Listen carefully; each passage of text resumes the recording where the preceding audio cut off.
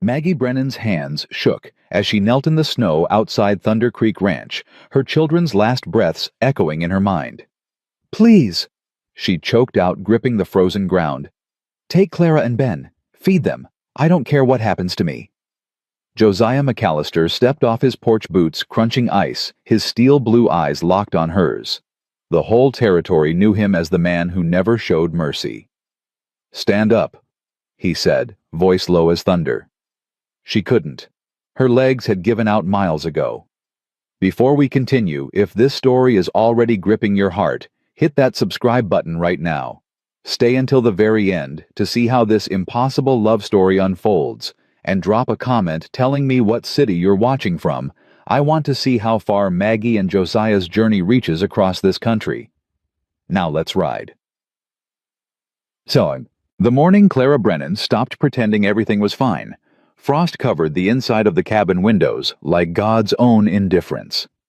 Maggie woke to the sound of her daughter's coughing wet, rattling the kind that meant lungs were filling with something they shouldn't. She bolted upright on the thin mattress, her breath clouding the frigid air. "Mama," Clara's voice cracked. I can't get warm." 9 years old. Too young to sound like an old woman dying. Maggie threw off the threadbare quilt, the only one they had left, and stumbled across the cabin floor. Her bare feet hit wood so cold it burned. Clara lay curled beneath a horse blanket, shivering violently, her lips tinged blue. "I'm here, baby. I'm here." Maggie pressed her palm to Clara's forehead, burning hot, ice cold, both at once. Beside Clara, 6-year-old Benjamin didn't move, didn't open his eyes. Maggie's heart stopped. "Ben..." She shook his shoulder. "Benjamin, wake up." Nothing. "Ben..." She shook harder, panic clawing up her throat. "Benjamin Thomas Brennan, you open your eyes right now." His eyelids fluttered, barely. "Mama." The word was nothing but breath. "I'm tired." No, you don't get to be tired. You hear me?" Maggie scooped him into her arms. His body was limp, light as kindling. "You stay awake. Both of you stay awake." She carried Ben to the fireplace. Dead ash.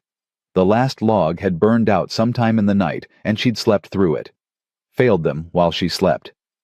Her hands flew to the woodpile, empty. The corners of the cabin blurred, the floor tilted. "Mama?" Clara tried to sit up, collapsed back down. "Is Ben..." "He's fine. You're both fine." Maggie's voice didn't sound like her own. Too high. Too tight. "I'm going to fix this." She ran to the cupboard, threw open the doors. One jar. Cornmeal. Moldy. The drawer. Nothing. The trunk. Nothing. She spun in a circle, searching for something, anything. Her eyes landed on the knife block. Daniel's hunting knife, the good steel one. Worth maybe $3. $3 wouldn't buy enough food to save 2 dying children. Clara coughed again, and this time blood dotted her palm. Maggie stopped breathing. 4 days ago, she'd walked 8 miles to town, begging at every door. Mrs. Henderson shut hers before Maggie finished speaking.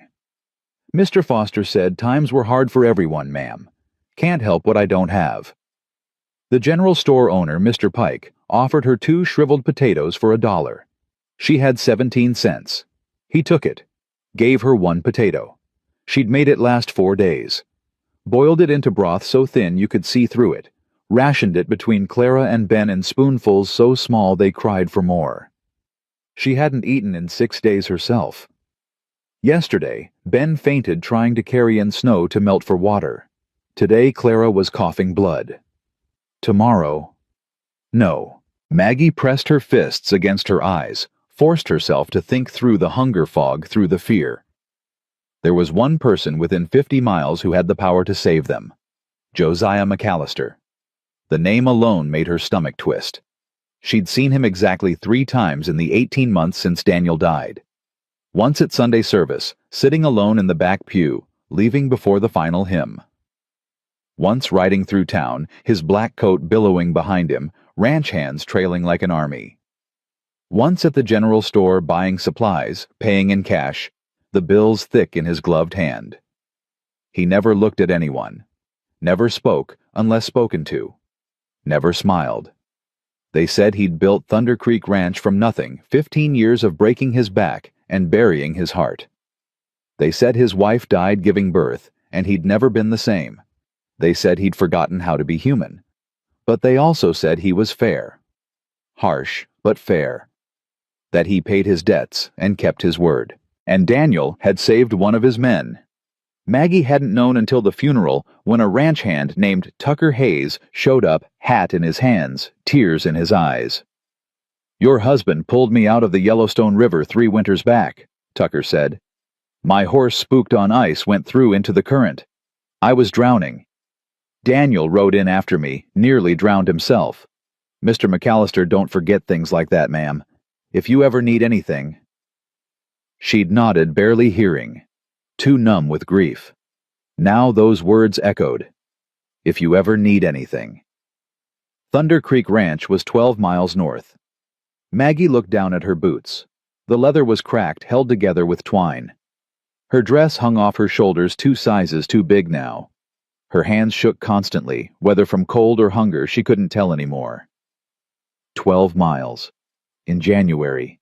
With a snowstorm building in the west. She looked at Clara, blood on her lips. At Ben, barely breathing. 12 miles wasn't impossible. Dying was. "Clara." Maggie knelt beside her daughter, brushed the damp hair off her forehead. "I need you to listen very carefully." Clara's eyes focused barely. "I'm going to get help. I'll be back before dark." "No." Clara grabbed her wrist fingers like bird bones. "Don't leave us. Mama, please." "Shh. Listen." Maggie gripped her daughter's hand. "You keep Ben warm. Put every blanket we have on him. Don't let him sleep too deep. Keep talking to him. Can you do that?"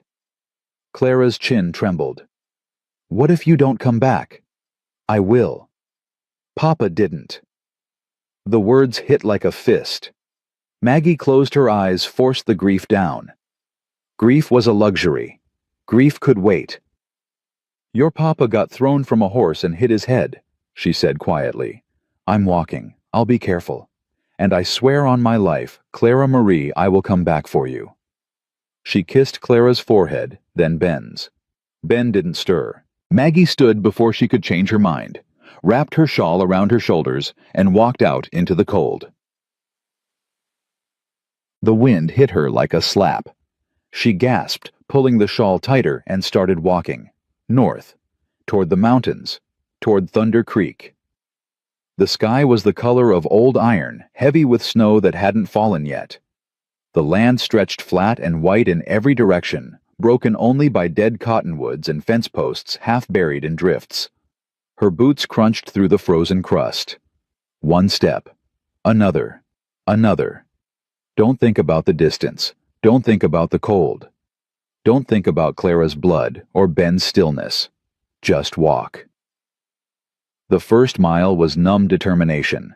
The second mile her toes went numb for real. Third mile she started talking to Daniel. "I'm going to McAllister," she said aloud, her breath fogging white. "I know you'd hate it, hate me begging. But I don't have a choice, Danny. I don't." The wind answered. "Tucker said he owes you. I'm going to collect." Her voice cracked. "I'm sorry I couldn't keep the homestead. Sorry I couldn't keep the crops alive, couldn't keep the cow alive, couldn't—" She stumbled on a hidden rut, went down, hard on one knee. Pain shot up her leg. She bit down on a cry, tasted blood where she'd bitten her tongue. "Get up." She pushed herself upright, kept walking. Fourth mile, the shawl wasn't enough. The cold soaked through her dress, through her skin, settled into her bones. Her fingers went stiff. Her face burned, and then went numb. Fifth mile, she started praying. "God, I know I haven't been to church since the funeral. I know I cursed you when Daniel died. But if you're listening, if you care at all, please, please let McAllister help. I'll do anything. Anything." Sixth mile, she stopped believing God was listening. Seventh mile, she saw the smoke. Thin gray lines rising against the darker gray sky, still miles away, but visible. Thunder Creek Ranch. Her heart lurched. She walked faster. 8th mile. The snow started. Big fat flakes at first, drifting lazy, then smaller, meaner, driving sideways into her face. 9th mile, she couldn't feel her feet anymore. 10th mile, she fell twice. 11th mile, she couldn't remember why she was walking.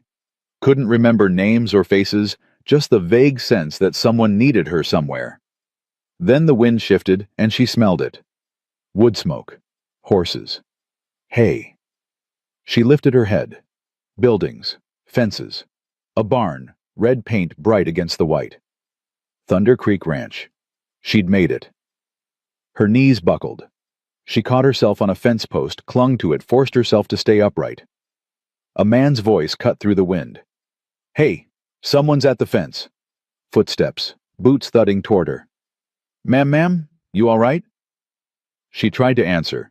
Her mouth wouldn't work. Strong hands gripped her shoulders. "Jesus, she's half frozen. Get Mr. McAllister. Now." The world tilted. She was being lifted, carried. "Stay with me, ma'am. We got you." She blinked, snow melting on her eyelashes. Faces swam above her. Ranch hands, all broad shoulders and worried eyes. Then one face sharpened. Steel blue eyes. Hard jaw. A scar cutting through one eyebrow. Josiah McAllister. "Put her down," he said. The hands hesitated. "Sir, she's—" "I said put her down."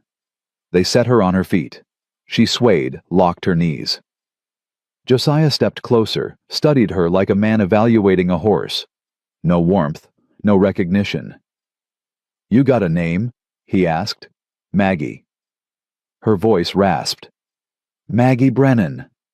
No reaction. "Daniel Brennan's widow." Something flickered in his eyes. "Brennan." "Yes, sir." He waited. She tried to remember the words she'd practiced. They'd all blown away in the wind. "I need—" She swallowed. "My children. They're dying." Josiah's expression didn't change. "I got no food, no firewood, no—" Her throat closed. "Please, I need help." "Why come to me?" "My husband saved your man. Tucker Hayes. 3 years back." Josiah's jaw tightened. "I remember." Hope flared. "Then you know I wouldn't ask if— What do you want?" The bluntness shocked her. "Food," she managed. "Just enough to—" "How many children?" "2. Clara's 9, Ben's 6. They haven't eaten in—" "Where's your homestead?" 7 miles southeast, past the cottonwood grove." "That's the old Brennan place, half collapsed." Shame burned through the cold. "Yes, sir." Josiah stared at her. The silence stretched so long she thought he'd refuse. Then he turned to the man beside him. Tucker Hayes, she realized. Older now, but the same kind eyes. "Tucker, get the wagon ready. 2 horses." Tucker's eyebrows shot up. "Sir." "You heard me." "Yes, sir." Tucker hurried off. Josiah looked back at Maggie. "You got any other family?" "No, sir." "The children sick?" "Clara's coughing blood. Ben won't wake up proper." His eyes narrowed. "How long since they ate?" 4 days. Real food, I mean." "And you—" She hesitated. "How long?" he repeated. 6 days." Josiah's mouth thinned. He shrugged out of his coat, draped it over her shoulders.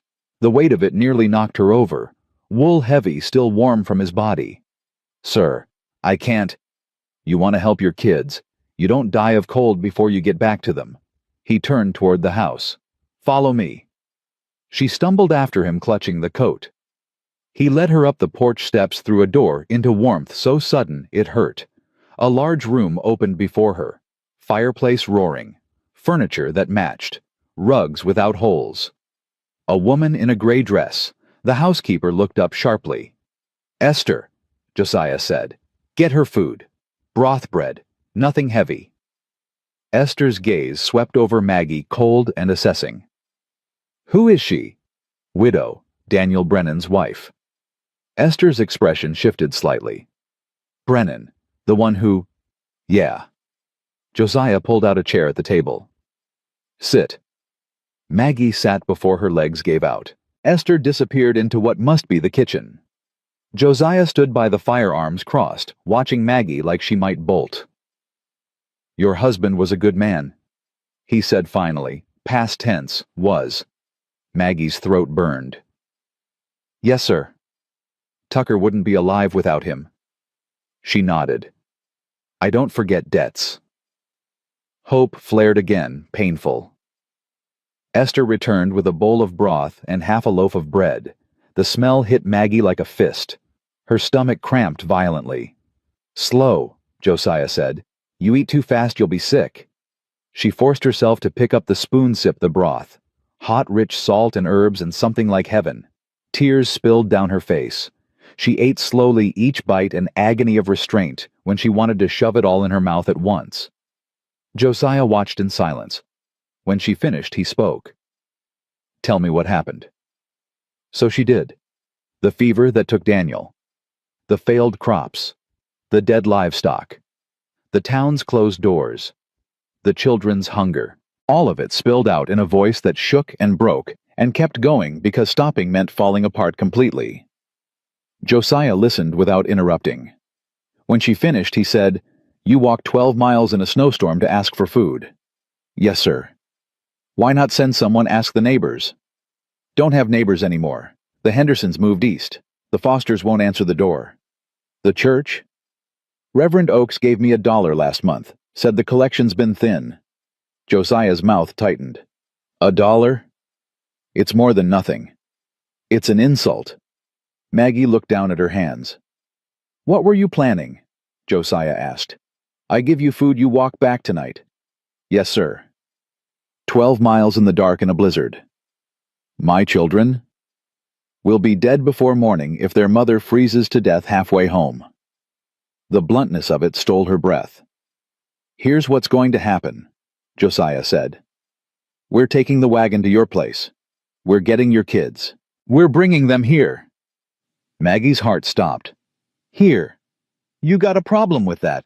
I know, but... She struggled to understand. For how long? Long as it takes. Takes for what? For them to not be dying. Her mind spun.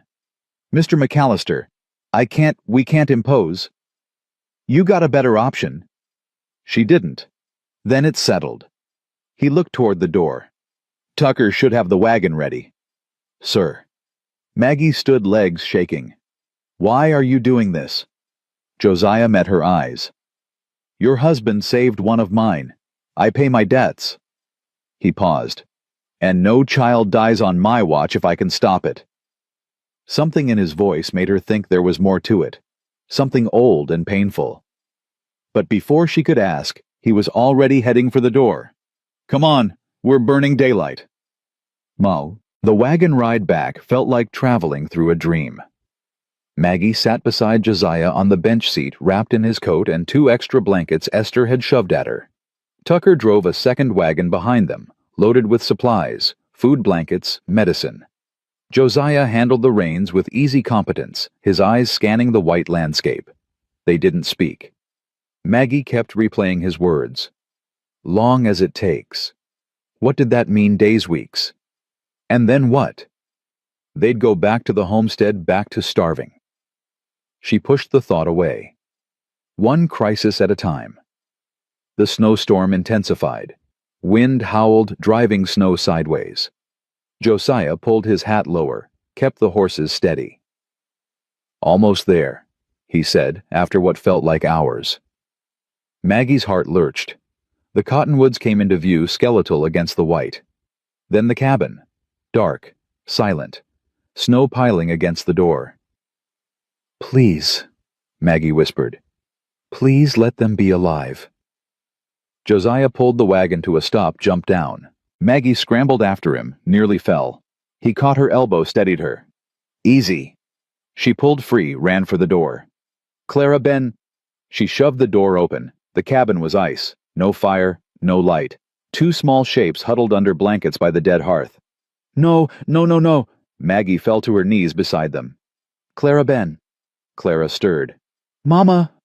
Relief hit so hard Maggie sobbed. I'm here, baby, I'm here. Behind her, Josiah and Tucker entered, bringing cold air and the smell of snow. Josiah knelt beside Maggie, pulled back Ben's blanket. The boy was barely breathing, his skin pale as wax. Jesus, Josiah muttered. He scooped Ben into his arms. Tucker, get the girl. We're leaving. Now. Tucker wrapped Clara in a blanket, lifted her carefully. Mama. Clara's voice was small, frightened. We're going somewhere warm, Maggie said, following Josiah out. Somewhere with food. You're going to be all right. She prayed she wasn't lying. They loaded the children into the wagon, packed blankets around them. The cabin, Maggie said. I need to leave it, Josiah said. But, you planning to come back to this? Maggie looked at the sagging roof, the broken windows, the door that wouldn't close right. No, she whispered. Then leave it. He climbed onto the wagon seat. Maggie took one last look at the place where she'd lived with Daniel, where they'd dreamed of building a life. Then she climbed up beside Josiah and didn't look back. The return trip was slower, the storm worse. Josiah drove with grim focus, one hand on the reins, the other braced against the wind. Beside him, Maggie held Ben against her chest, willing warmth into his small body. Clara leaned against her side, shivering. Almost there, Josiah said again. This time, Maggie believed him. The lights of Thunder Creek appeared through the snow, golden and impossible. Ranch hands rushed out, helping unload the children. Get them inside, Josiah barked. Esther, heat water for baths, warm up the guest rooms. Esther appeared in the doorway, eyes wide. When she saw the children, her expression softened. Bring them to the kitchen, she said. It's warmest. They carried Clara and Ben inside. Maggie followed, numb with exhaustion and relief and disbelief. The kitchen was huge, warm, smelling of bread and stew. Esther directed them to set the children in chairs near the stove. Get those wet clothes off, she ordered, already gathering towels and blankets. Maggie's hands shook as she undressed Ben, revealing ribs sharp as knives, skin stretched thin. Esther's mouth tightened. She said nothing, just wrapped him in warm blankets and started spooning broth between his lips. Clara drank on her own small sips, eyes huge and wondering. Where are we? She whispered. Thunder Creek Ranch, Maggie said. Mr. McAllister's home. Clara looked at Josiah standing silent by the door. Why? Good question. Josiah's gaze moved from Clara to Ben to Maggie. Because you needed help, he said simply. And your pa once helped me. Clara frowned, not understanding. Josiah turned to leave. Mr. McAllister, Maggie said. He stopped. She didn't have words big enough for what she felt. Gratitude didn't cover it. Relief didn't cover it. Thank you, she managed. Josiah's expression didn't change. Get some rest. We'll talk in the morning. He walked out, boots heavy on the floor. Esther handed Maggie a cup of broth. Drink. Maggie drank. Around her the kitchen bustled with activity. Ranch hands bringing in supplies. Esther heating more water. Clara and Ben slowly coming back to life under blankets and warmth and food. And for the first time in 18 months, Maggie Brennan let herself believe that maybe, just maybe, they'd survive after all. Maggie woke to sunlight. Real sunlight streaming through glass windows that weren't cracked, warming a room that didn't smell like rot and desperation. For 3 heartbeats, she didn't remember where she was. Then it all crashed back, the walk through the snow. Josiah's steel blue eyes, the warmth of this house wrapping around her children like a promise. She bolted upright. The bed beneath her was soft, too soft. A real mattress with clean sheets and a quilt that didn't have holes. She was wearing a nightgown she didn't recognize, white cotton that smelled like lavender soap. Someone had undressed her, put her to bed. Heat flooded her face. She swung her legs over the side feet, touching a rug instead of frozen floorboards. Her clothes were gone. In their place, folded neatly on a chair, sat a dress. Not hers. Dark blue wool, simple but well made. The children. Panic spiked. She grabbed the dress, pulled it on. It fit loose in the waist, but the length was right, and yanked open the door. A hallway stretched before her, polished wood floors gleaming. Doors on either side all closed. Downstairs, voices drifted up. A woman's low murmur. A child's laugh. Maggie's heart lurched. She knew that laugh. She flew down the stairs, nearly tripped on the hem of the borrowed dress, caught herself on the banister. The kitchen. She burst through the door. Ben sat at the table, a plate of eggs and toast in front of him, his mouth full, his eyes bright. Clara beside him, eating slower but steady color in her cheeks that hadn't been there yesterday.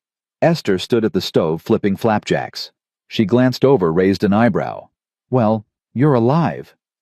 Maggie couldn't speak, just stared at her children, whole and eating and not dying. "Mama?" Ben scrambled off his chair, ran to her.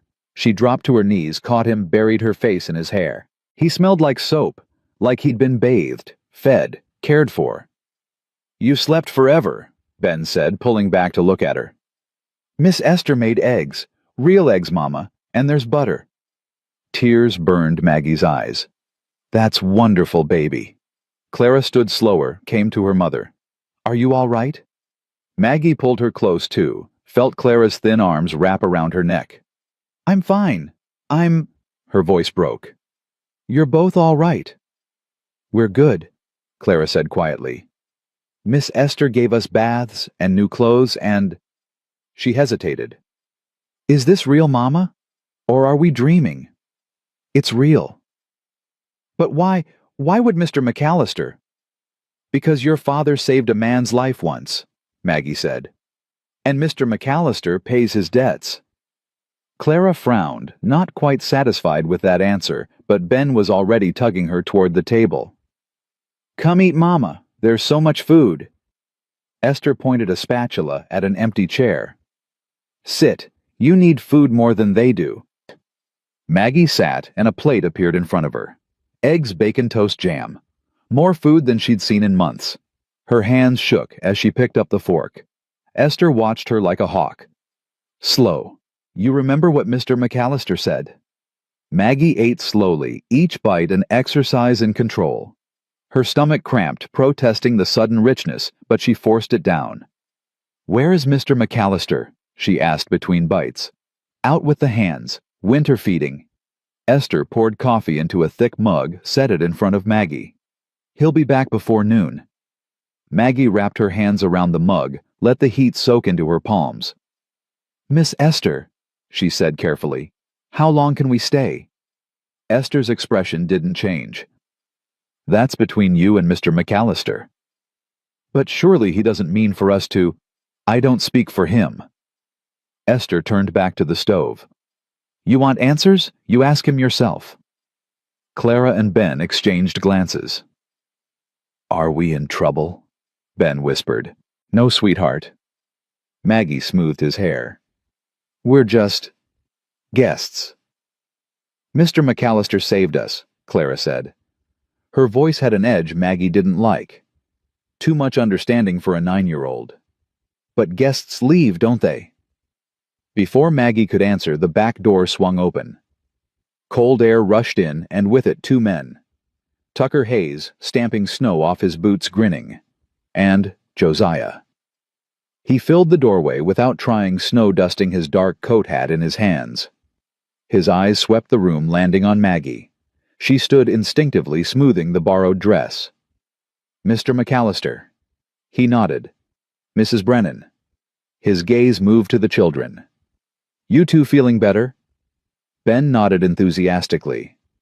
Clara just stared. "Good." Josiah hung his hat and coat on a peg by the door. Esther coffee. "Already poured." Esther set a mug on the table. Josiah sat, and the whole room seemed to shift around him. He drank his coffee black, his eyes on Maggie. "We need to talk," he said. Her stomach clenched. "Yes, sir." "Not here." He glanced at the children. "Tucker, take the kids to the barn. Show them the horses." Tucker brightened. "Yes, sir. Come on, you two. Ever seen a Mustang up close?" Ben's eyes went wide. Clara hesitated, looking at her mother. "It's all right," Maggie said softly. "Go on." Clara took Ben's hand, followed Tucker out. The door closed behind them. Silence settled thick and heavy. Esther refilled Josiah's coffee, then disappeared into the pantry, giving them space without leaving entirely. Josiah set down his mug. "Your homestead's not salvageable," he said bluntly. "Roof's half-caved, foundations rotting. Even if you had money to fix it, you'd be throwing good after bad." Maggie's throat tightened. "I know." "You got any other property, family land?" "No, sir. Daniel's parents passed before we married. Mine too." "Savings?" She almost laughed. "No." "Skills?" The question surprised her. "I can cook, so I kept books for Daniel, managed the homestead accounts when we had accounts to manage." Josiah nodded slowly. "You ever work for anyone else? Hired hand domestic work?" Heat crept up her neck. "No, sir. I was married at 16. Went straight from my father's house to Daniel's." "So you got 2 children, no home, no money, and no work experience." Put like that, it sounded hopeless. "Yes, sir." Josiah leaned back, studying her. "What were you planning to do after I gave you food? Go back to that cabin and wait to starve slower?" The bluntness stung. "I don't know. I hadn't thought past keeping them alive another day." "Well, start thinking past it now." He crossed his arms. "Because here's your situation. That homestead's done. The land's not worth the back taxes you probably owe. Even if you sold it, you'd get pennies. Not enough to start over anywhere." Maggie's hands twisted in her lap. "I know. Town won't help. Church won't help. You already learned that." "Yes." "So, what's your plan?" She looked up, met his eyes. "I don't have one." "Then I'll give you one." Her breath caught. "You and your kids stay here," Josiah said. "You work for your keep. Esther's getting older, needs help with the house. Cooking, cleaning, mending. You do that. I pay you a wage, room and board included." Maggie stared. "You're offering me a job." "You got a problem with that." "I know, but..." She struggled to understand. "Why?" "Because you need one. Because your kids need a roof that doesn't leak and food that doesn't grow mold. Because..." He stopped, jaw tightening. "Because what?" His eyes went distant. "Because I know what it's like to watch someone die when you can't stop it. And I can stop this." The pain in his voice was brief, quickly buried, but she heard it. "Your wife," Maggie said quietly. Josiah's expression went hard. "That's not your concern." "I'm sorry. I didn't mean..." "Do you want the job or not?" She wanted to ask more to understand this man who hid grief behind steel, but his eyes warned her not to push. "Yes," she said. "Yes, I want the job." "Good. You start today. Esther will show you what needs doing." He stood. "One more thing." "Sir." "People in town are going to talk. Widow and her kids living at a single man's ranch. You understand that." Heat flooded her face. "I understand. You care what they say." She thought of Mrs. Henderson's slammed door, Mr. Foster's empty excuses, the church's single dollar. "No, sir, I don't." Something almost like approval flickered in his eyes. "Good, because I don't either." He grabbed his hat, headed for the door. "Mr. McAllister?" He paused, hand on the doorknob. "Thank you," Maggie said. "For everything. I'll work hard. I promise I won't." "I know you will." He looked back at her. "Your husband was a good man. Died too young. Left you in a bad spot through no fault of your own. That's not right. So I'm making it right. That's all this is." But the way he said it made her think it wasn't all, that there was more he wasn't saying. Then he was gone, the door closing behind him. Esther emerged from the pantry, arms full of linens. "Well," she said. "Looks like you're staying." Maggie nodded, still dazed. "Then let's get to work. These sheets need changing, and supper won't cook itself." The first week passed in a blur of work. Maggie learned the rhythms of Thunder Creek Ranch the way the house woke before dawn with the sounds of men heading to the barns, horses nickering the stove being stoked to life. She learned where everything lived: the good china in the hutch, the mending basket by the parlor window, the root cellar stocked with enough food to feed an army. She learned Esther's ways. The older woman was exacting, sharp-tongued, but fair. She showed Maggie once how she wanted something done, then expected it done that way every time. "Mr. McAllister don't tolerate sloppy," Esther said, demonstrating how to fold sheets with hospital corners. "You do it right or you do it over." Maggie did it right. She scrubbed floors, beat rugs, kneaded bread dough until her arms ached. She mended shirts and socks, patched holes in work pants, took in a coat that had belonged to Josiah's father. She peeled potatoes and carrots, plucked chickens, churned butter. It was hard work, honest work.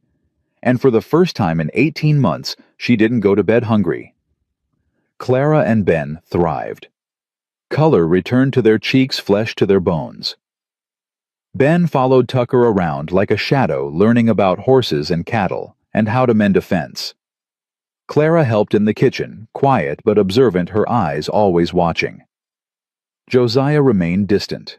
He took breakfast alone in his office, spent days out on the range, returned after dark, smelling like leather and cold wind. When he did speak to Maggie, it was brief, practical. "We need more firewood brought up from the shed." "Yes, sir." "Esther says the upstairs window's sticking. I'll fix it tomorrow." "Thank you, sir." Always, sir. Always a wall between them. But sometimes she'd catch him watching her when he thought she wasn't looking. And once when Ben ran up to show him a rock he'd found. Josiah knelt down to examine it with the seriousness of a man appraising gold. "That's a good one," he said. "See the quartz? That means there might be more nearby." Ben's face glowed. Maggie's heart twisted. On the 8th day, Reverend Oakes came to visit. Maggie was beating rugs on the back porch when she heard the wagon. She looked up, saw the Reverend climbing down his black coat, stark against the snow. Esther appeared in the doorway. "Reverend, what brings you out here?" "Heard there's a widow and her children staying at Thunder Creek." His voice was kind, but his eyes were sharp. "Thought I'd check on their welfare." "They're fine," Esther said flatly. "I'd like to see for myself if you don't mind." Maggie set down the rug beater, came forward. "Reverend Oakes?" His expression softened. "Mrs. Brennan, I've been worried about you. When you didn't come to town for weeks." "We were starving," Maggie said bluntly. "I came here because Mr. McAllister was the only one who'd help." The Reverend flinched. "If I'd known it was that bad—" "You gave me $1 and said the collection was thin. I told you my children were hungry." "Yes, but I didn't realize. Didn't realize we were dying, or didn't want to." Silence. The Reverend cleared his throat. "Mrs. Brennan, I understand you're grateful to Mr. McAllister, but people are talking. A young widow living alone with a single man." "I'm not living alone with him," Maggie said coldly. "I'm working for him, earning wages. Esther's here. Ranch hands are here. It's more proper than starving to death in a collapsing cabin." "I'm not questioning your morals." "Yes, you are." Reverend Oakes's mouth thinned. "I'm trying to protect your reputation." "My reputation didn't feed my children. Mr. McAllister did." Hoofbeats interrupted them. Josiah rode up, dismounted smoothly. His eyes went from Maggie to the Reverend, and something dangerous flickered in them. "Reverend," he said, "you got business here." "I came to check on Mrs. Brennan and her children." "They're fine." "So I see." The Reverend straightened. "Mr. McAllister, I mean no offense, but the optics of this situation—" "The optics?" Josiah's voice went soft, deadly. "You mean people talking—" "Well, yes. Let them." Josiah stepped closer. "Mrs. Brennan works for me. Her children are safe, fed, and warm. If the good people of Willow Springs have a problem with that, they can come say it to my face." The Reverend paled. "I'm not suggesting—" "Yes, you are. You're suggesting I'd take advantage of a widow in a desperate situation. That's what you're implying. No, Because if that's what you think, Reverend, you don't know me at all. The two men stared at each other. Finally, Reverend Oak stepped back. I apologize. I overstepped. Yes, you did. I'll be going. He glanced at Maggie. Mrs. Brennan, if you ever need anything. I know where to find you, Maggie said. Her voice was ice. The Reverend left. Silence settled over the porch. You all right? Josiah asked quietly. Maggie realized her hands were shaking. Yes. He's not wrong about the talk. I don't care. You will, eventually. She looked at him. Will you? His jaw tightened. No. Then neither will I. Something shifted in his eyes. Respect, maybe. Or surprise. Good, he said. Then he walked past her into the house. Maggie stood on the porch, heart pounding, and realized she'd just drawn a line in the snow. There was no going back now. 2 weeks became 3. 3 became a month. January bled into February. The snow deepened, the cold intensified, but inside Thunder Creek Ranch, life settled into rhythms that felt almost normal. Maggie rose before dawn, started the fires, put coffee on. Esther joined her, and together they made breakfast for the ranch hands: flapjacks, eggs, bacon, biscuits with gravy. The men ate in the bunkhouse, but Josiah took his plate in the kitchen, now sitting at the table with the children, while Maggie and Esther worked. He didn't talk much, but he listened. To Ben's chatter about the horses, to Clara's careful questions about the ranch's finances. How many head of cattle do you run? Clara asked one morning. Josiah glanced at her, surprised. Around 800. Why? Just wondering.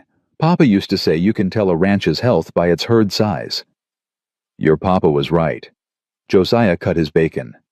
We're doing well this year. Lost fewer calves than expected. Because of the new barn? Clara asked. Partly. And the windbreaks we built last fall. Clara nodded, filing that information away like a little accountant. Josiah's lips twitched. Almost a smile. Maggie watched from the stove, something warm unfurling in her chest. After breakfast, the children had lessons. Esther pulled out old school books from when Josiah's younger sister had lived here before she married and moved east. Clara devoured them. Ben struggled with reading, but loved arithmetic. Josiah sometimes helped in the evenings, sitting at the table with Ben patiently sounding out words. C-A-T, cat. Good. Next word. D-O-G, dog. That's right. Maggie mended shirts by the fire, listening her heart, doing complicated things she didn't want to examine too closely. One night after the children went to bed, she found Josiah in his office, ledgers spread before him. She knocked on the doorframe. Sir. He looked up, tiredness in his eyes. Something wrong? No, She hesitated. I wanted to ask about my wages. You said you'd pay me, but we haven't discussed $2 a week, room and board included. Fair? More than fair. Most housekeepers made half that. That's very generous. You work hard. You're worth it. He set down his pen. Something else. I want to save it, every penny. So when... She stopped. When you leave... The words hung between them. I don't want to be a burden, Maggie said quietly. You've already done so much. Josiah leaned back in his chair. You think you're a burden. I think you took us in out of obligation, because of Daniel. And I'm grateful, but... Stop. She stopped. Josiah came around the desk. You're not here out of obligation anymore. Then why... He was close enough now that she could see the gray threading his dark hair, the lines around his eyes, from years of squinting against the sun. Because you belong here, he said simply. Her breath caught. Your kids are happy. Clara's learning. Ben's gaining weight. He paused. You're good for this house. Good for Esther. Good for... He didn't finish. Maggie's heart thundered. Good for you. His eyes met hers, and for the first time she saw past the steel, saw loneliness, saw hunger for something he'd denied himself for years. Yeah, he said quietly. Good for me. Neither of them moved. Then footsteps sounded in the hall, and Esther's voice called, Mr. McAllister, one of the hands needs you in the barn. The moment shattered. Josiah stepped back, grabbed his coat. We'll talk more later. He left. Maggie stood in his office, touching her face, feeling heat there that had nothing to do with the fire. March came with a thaw. Snow began to melt, revealing dead grass and mud. The river broke free of ice with sounds like cannon fire. Calving season started, and Josiah spent long hours in the barns, helping bring new life into the world. Maggie brought him coffee at midnight, found him covered in blood and straw holding a newborn calf. This one's mother rejected him, Josiah said. Have to bottle feed. Maggie knelt beside him. The calf was tiny, wet, trembling. Will he make it? If he fights. She watched Josiah's hands, large and scarred, gentle the calf into a blanket. You're good at this, she said. Had a lot of practice. Your wife, did she help with calving? Josiah went still. For a long moment, she thought he wouldn't answer. Then, Sarah hated the blood, but she'd stay up with me anyway, keep me company, read to me while I worked. What did she read? Shakespeare. She loved the tragedies. His voice was distant.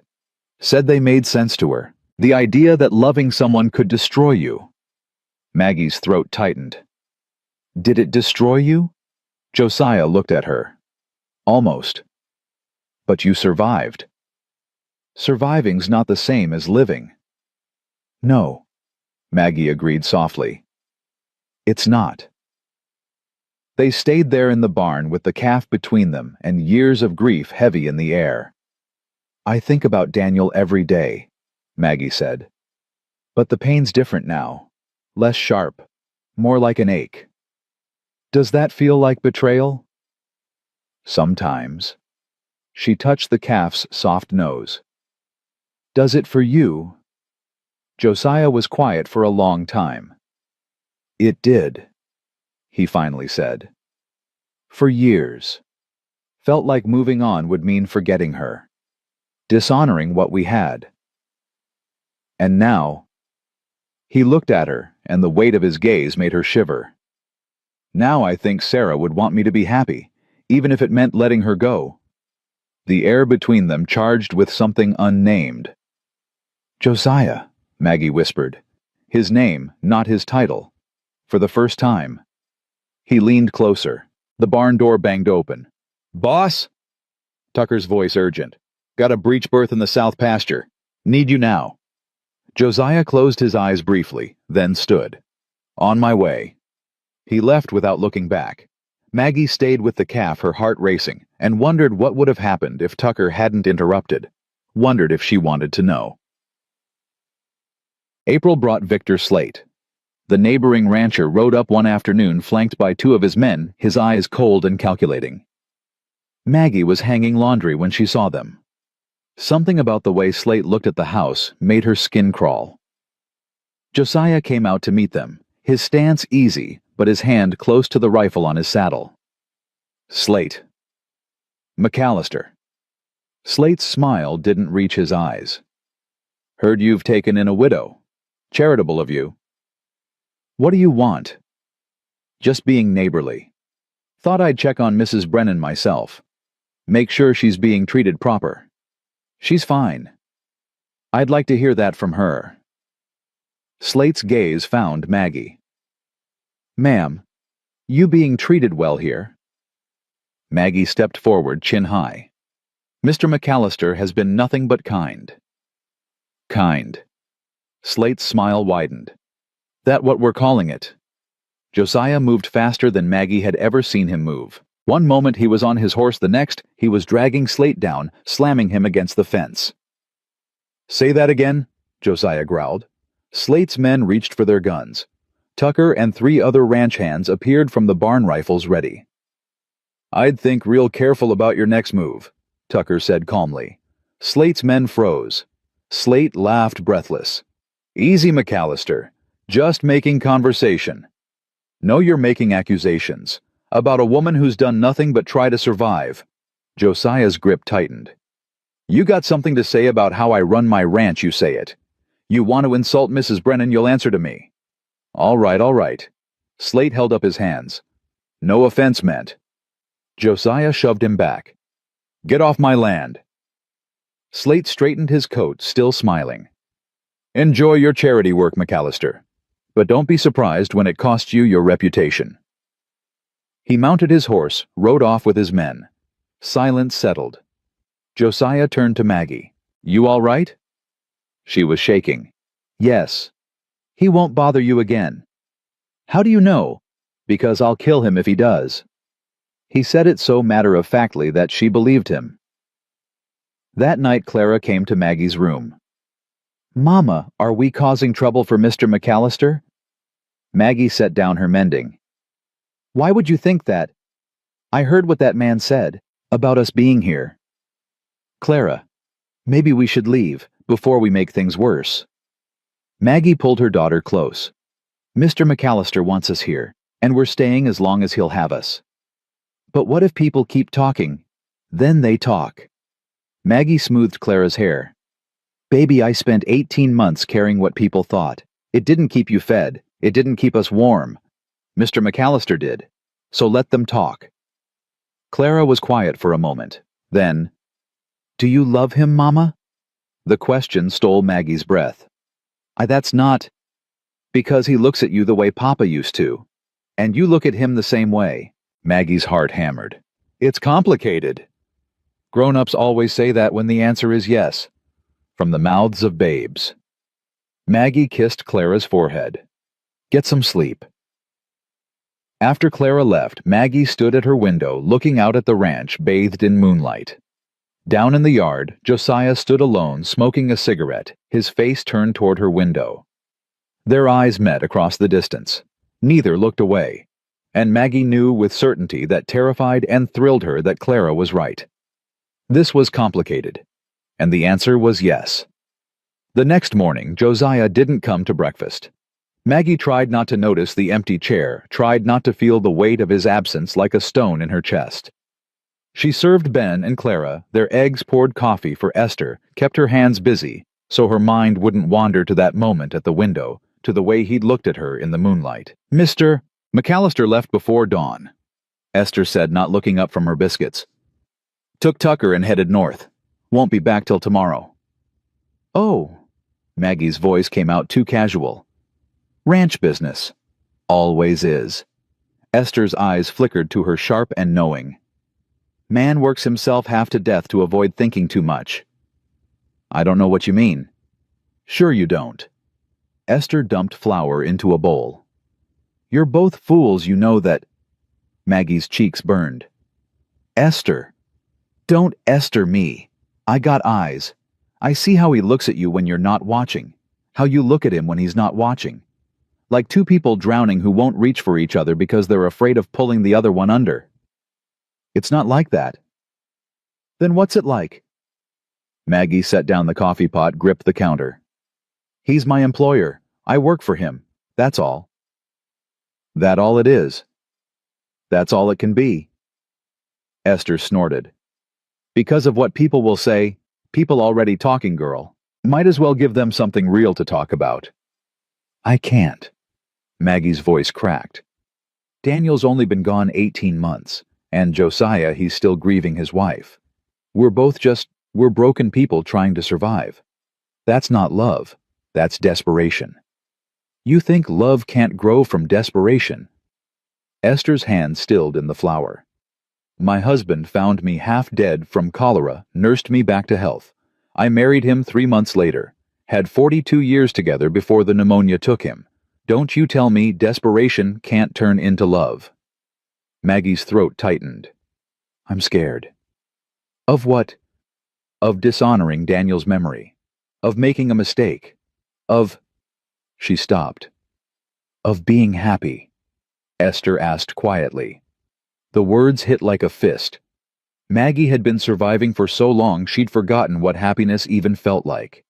The idea of reaching for it felt selfish, felt wrong, felt like betraying every promise she'd made at Daniel's grave. "I don't know how to do this," she whispered. Esther came around the counter, gripped Maggie's shoulders. "Then figure it out. Because that man out there, he's been half alive for 8 years, and you've been half alive since your husband died. Maybe it's time you both started living again." Before Maggie could answer, the door burst open. Clara stood there wild-eyed. "Mama, Ben's gone." Everything else vanished. "What do you mean gone?" "He was in the barn with me helping with the calf, and then I turned around and he wasn't there. I looked everywhere, Mama. I can't find him." Maggie was already moving, grabbing her shawl, running for the door. The barn was empty except for the calf in its pen, bleeding softly. Maggie spun in a circle, heart hammering. Benjamin. Nothing. She ran outside, Clara beside her. "When did you see him last?" "Maybe 10 minutes ago. He said he wanted to show the calf to the horses in the south pasture." The south pasture, a quarter-mile away past the creek. The creek that was running high and fast with snowmelt. Maggie's blood went cold. "Get the ranch hands," she told Clara. "Now." Clara ran. Maggie bolted toward the south pasture, her skirts tangling around her legs, her breath coming in gasps. She cleared the barn, the corral hit the path that led down to the creek. And heard it. A child's scream, high and terrified. "Mama!" She ran faster, lungs burning, and burst through the cottonwoods. The creek churned below, swollen and angry. And there, clinging to a fallen log in the middle of the current, was Ben. "Hold on!" Maggie screamed. "Baby, hold on!" "Mama, I'm slipping!" The log shifted. Ben's fingers scrabbled at the bark. Maggie didn't think. She kicked off her boots, waded into the water. The cold hit like knives. The current grabbed her, tried to pull her under. She fought it, pushing toward Ben, the water rising to her waist, her chest. "I'm coming, Ben. Don't let go." Behind her, voices shouted, ranch hands running toward the creek, but they were too far. She was closer. The current slammed into her, knocked her off her feet. Water closed over her head. She surfaced, gasping, reached for the log. Her fingers found wood. She pulled herself up, got her arm around Ben. "I got you. I got you." "Mama, I'm scared." The log broke free. They went under. Water filled Maggie's mouth, her nose, her lungs. She kicked, pulled Ben against her chest, fought for the surface. Her head broke through. She gasped air, saw the bank too far, moving too fast. Rocks ahead, jagged and deadly. She twisted her body, took the impact on her shoulder. Pain exploded. She held Ben tighter, kept his head above water. "Breathe, baby, breathe." Something hit her from behind. Arms strong and sure wrapped around both of them. Tucker's voice in her ear. "I got you, ma'am. Don't fight me." Another set of hands grabbed Ben, pulled him toward the shore. Maggie's strength gave out. She went limp. Let Tucker drag her through the current. Felt rocks scrape her legs, her arms. Then solid ground. Hands lifting her. Voices everywhere. She rolled onto her side, vomited creek water, coughed until her ribs screamed. "Ben!" she choked out. "Where's—" "Here, Mama." His small voice terrified but alive. She crawled to him, pulled him into her arms, felt his heart hammering against hers. "You're all right. You're all right." "I'm sorry, Mama. I just wanted to see the horses and I slipped and—" "Shh. It's okay. You're safe." Tucker knelt beside them, breathing hard. "Ma'am, you damn near killed yourself." "He's my son." Her voice shook. "I'd do it again." "I know you would." Tucker's eyes were bright with something between respect and fear. "But next time, wait for help. Mr. McAllister would have had my hide if anything happened to you." The mention of Josiah made her chest tighten. "Don't tell him," she said. Tucker stared. "Ma'am, with respect, that's impossible. Half the hands saw what happened. Word's going to reach him before he's 5 miles back. Maggie closed her eyes. Of course it would. They helped her back to the house, Ben wrapped in blankets, Maggie dripping and shaking. Esther took one look at them and started barking orders. Hot water, now, and send someone to find Mr. McAllister. Tell him there's been an accident, but everyone's alive. No, Maggie said. He's got business. He'll want to know. Esther's voice was iron. And if you think otherwise, you don't know that man at all. They stripped Ben, wrapped him in blankets, gave him hot tea with honey. His teeth chattered, but he was whole. No broken bones. No water in his lungs. Maggie sat by the fire wrapped in one of Josiah's old coats that Esther had shoved at her and tried to stop shaking. Clara curled against her side. I'm sorry, Mama. I should have watched him better. This isn't your fault, baby.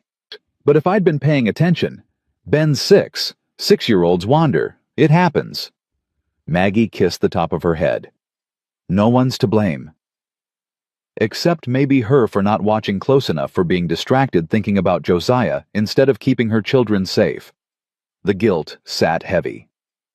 Hours passed. The sun dipped toward the western mountains.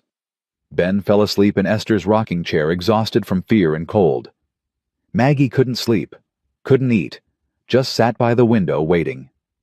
Full dark had fallen when hoofbeats thundered into the yard. She stood hard in her throat. The door slammed open. Josiah filled the doorway chest, heaving eyes wild. His gaze swept the room, landed on Ben, sleeping, then on Maggie. You're alive. I'm fine. He crossed the room in 3 strides, gripped her shoulders. Tucker said you went into the creek, said you nearly drowned. Ben was drowning. I had to...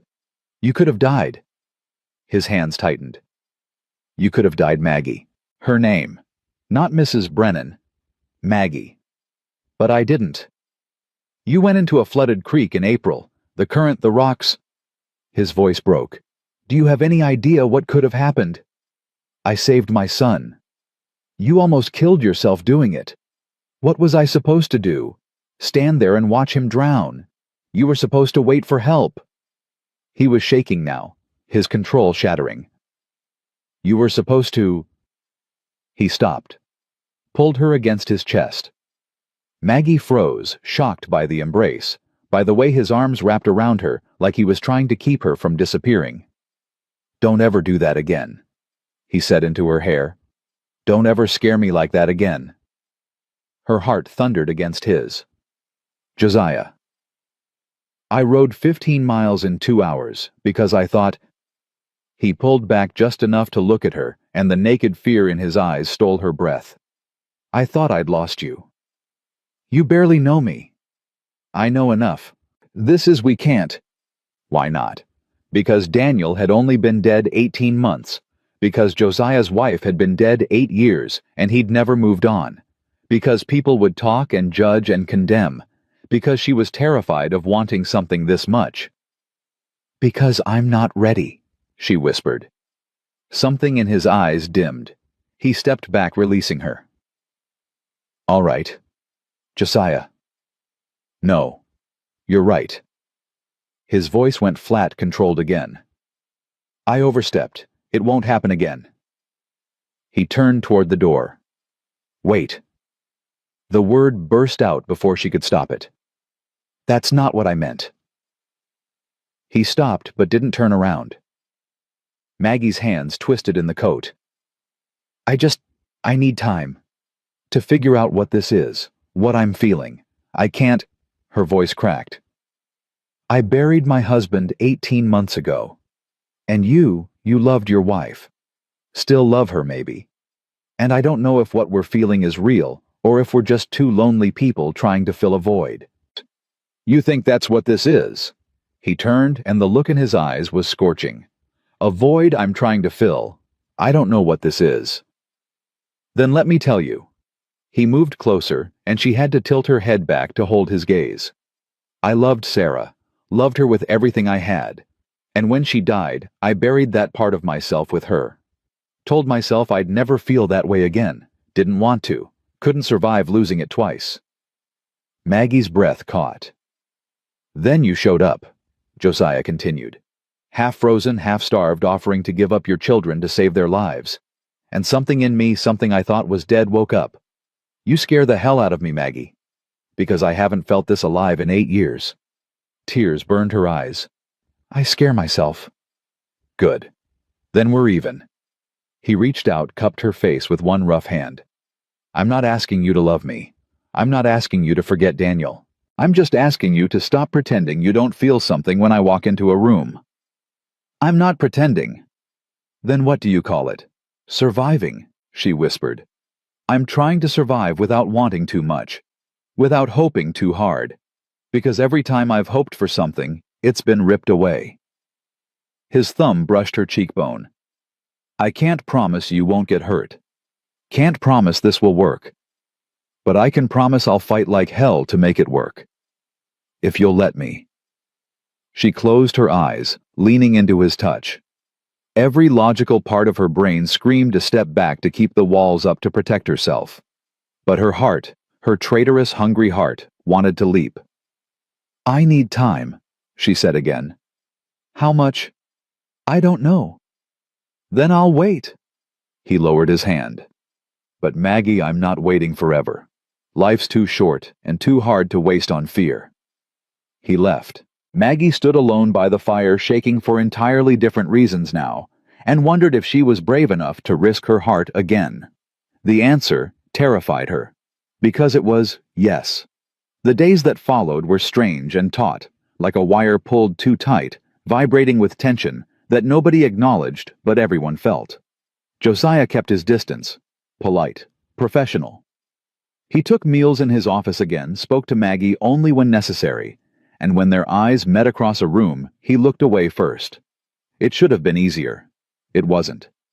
Maggie found herself listening for his footsteps, watching the window for his return from the range, aching for glimpses of him that she told herself she didn't need. Ben recovered quickly, the resilience of children making the creek incident just another adventure to recount to Tucker. But Clara watched her mother with knowing eyes, saying nothing but seeing everything.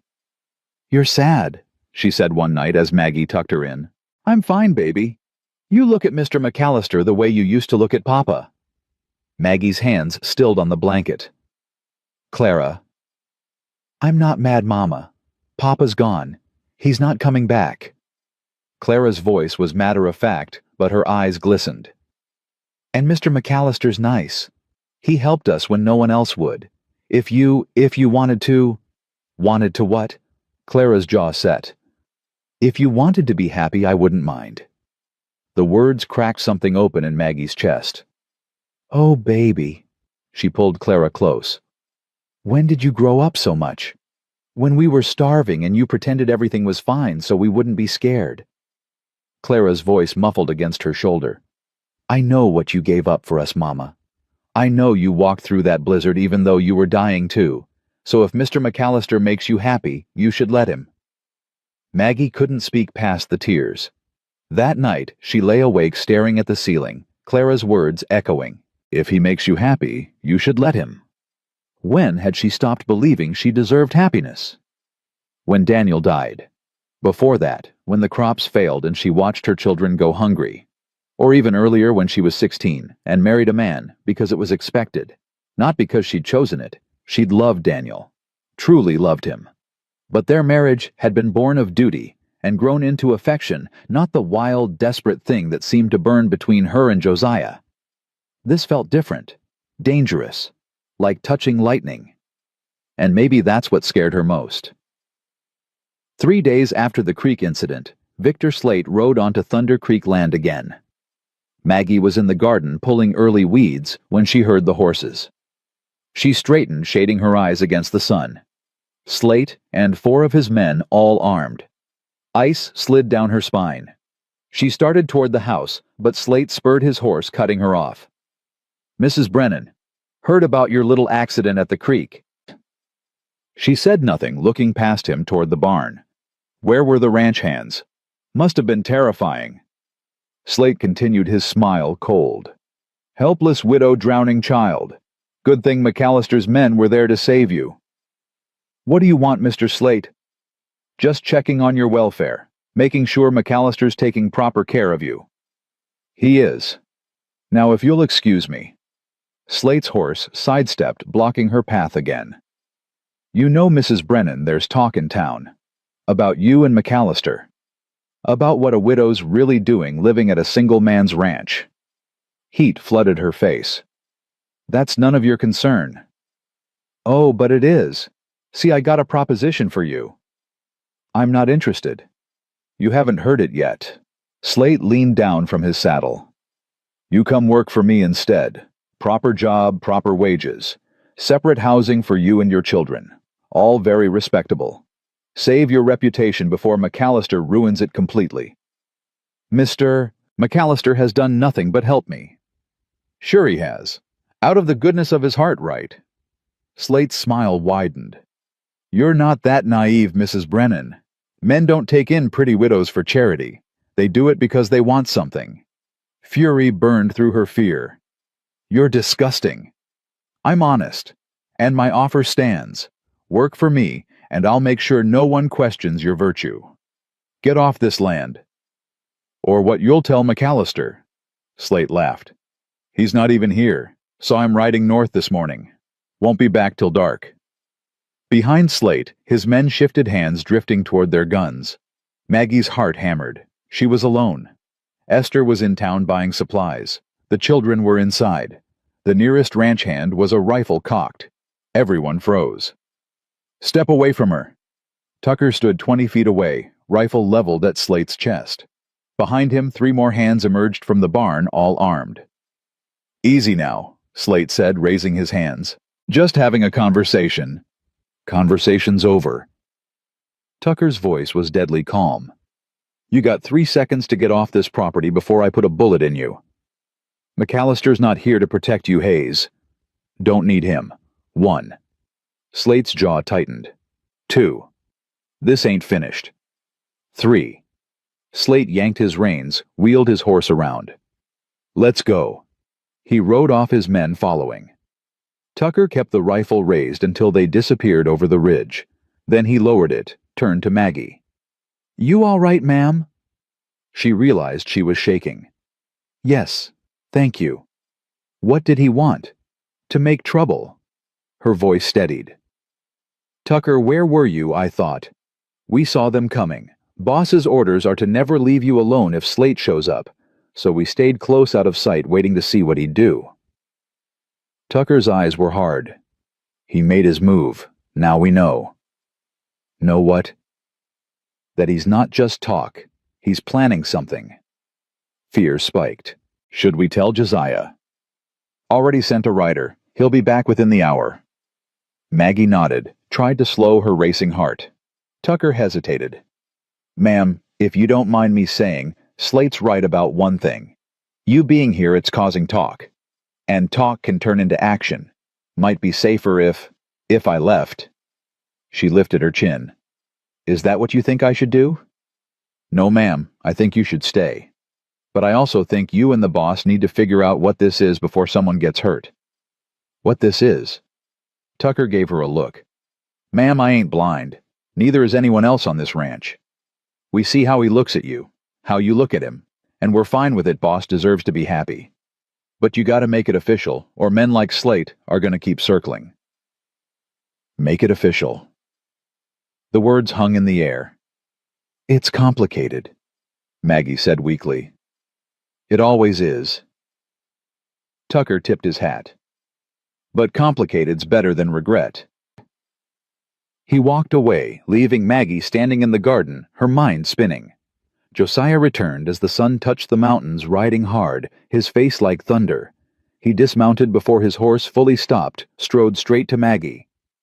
What happened? She told him. Everything. Slate's proposition, his veiled threats, the way his men had been armed and ready. Josiah's jaw worked. He touched you. No, Tucker intervened before. I'm going to kill him. Josiah, no.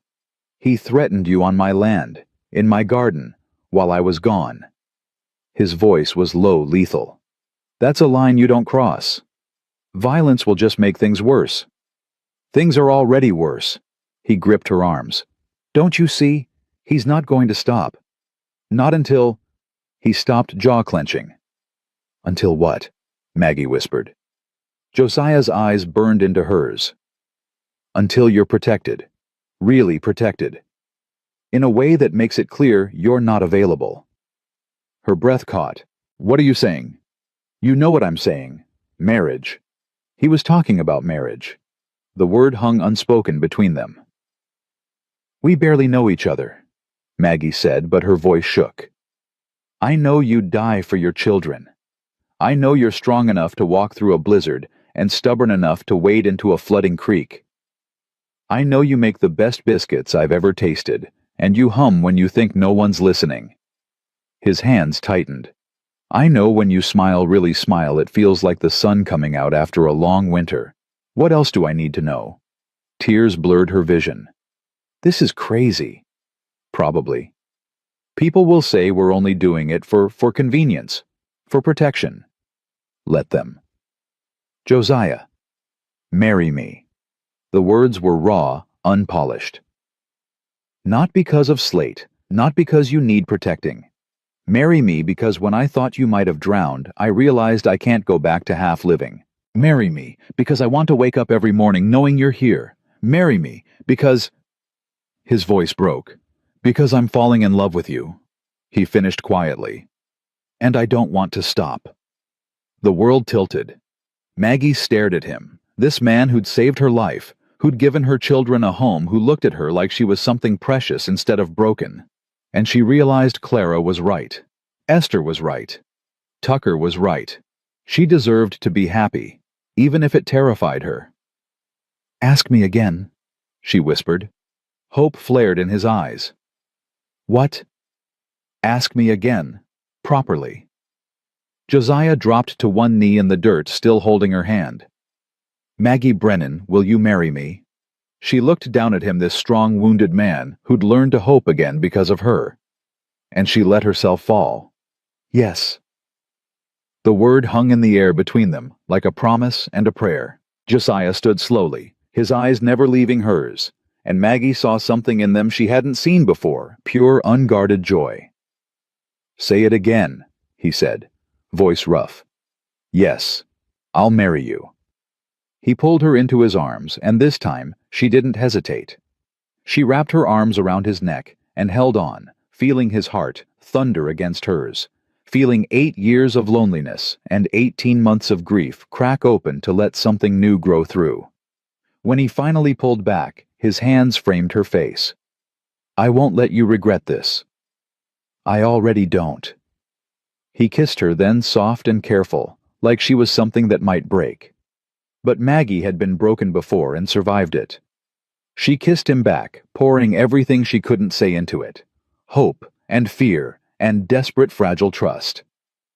When they broke apart, both breathing hard, Josiah rested his forehead against hers. How soon? He asked. How soon? What? How soon can we get married, because I don't want to give you time to change your mind. She laughed, the sound startling her. When was the last time she'd laughed? I'm not going to change my mind. Good. Because I'm riding to town tomorrow and talking to Reverend Oakes. The mention of the Reverend sobered her. He's not going to be happy about this. Don't care. The town will talk. Let them. Josiah's jaw set. I've spent 8 years living for other people's opinions, for what's proper and expected and safe.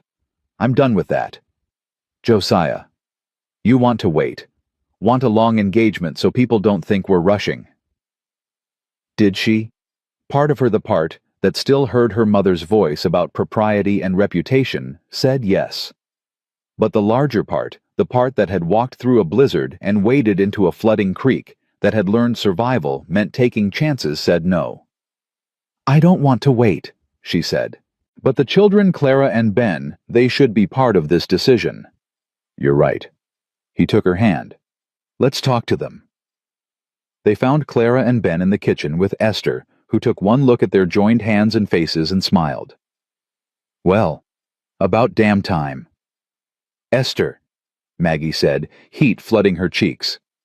Don't Esther me. I got eyes. The older woman wiped her hands on her apron. You two finally figure out what the rest of us knew months ago. We're getting married, Josiah said simply. Ben's head snapped up. Really? If it's all right with you and your sister. Clara stood slowly, her face unreadable. For a long moment she just looked at Josiah, and Maggie's heart clenched with fear that her daughter would object, would see this as a betrayal of Daniel's memory. Then Clara walked over and stood in front of Josiah. You'll be good to her, she asked. To all of us. Yes. You promise? I promise. Clara studied him a moment longer, then nodded. Okay. Relief flooded Maggie. Ben launched himself at Josiah, wrapping his arms around his waist. Does this mean you'll be our papa? Josiah's hand came up to rest on Ben's head, and Maggie saw his throat work. If you want me to be. I want you to be. Ben looked up, eyes bright. Can I call you Papa? Josiah's eyes went shiny. He knelt down to Ben's level. I'd be honored. What about you? Maggie asked Clara softly. How do you feel about this? Clara's jaw trembled. Papa's gone. He's not coming back. And I miss him. I'll always miss him. But... She looked at Josiah. You saved us. You gave us a home when we had nothing. And you make Mama smile again. So yeah, I'm okay with it.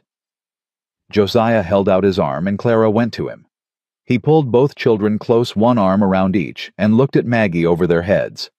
This was her family now. Broken pieces fitted together into something new. When's the wedding? Esther asked. Soon as Reverend Oakes will do it, Josiah said. He's going to have opinions. He can keep them to himself. Esther laughed. This is going to be interesting. The next morning, Josiah rode to town with Tucker. Maggie stayed behind, nerves eating at her stomach despite her certainty. What if the Reverend refused? What if the whole town rose up in scandal? What if Josiah changed his mind when faced with everyone's disapproval? Stop pacing, Esther said from her chair by the fire. You're making me dizzy. I can't help it. He'll be back, and when he is, he'll have a wedding date.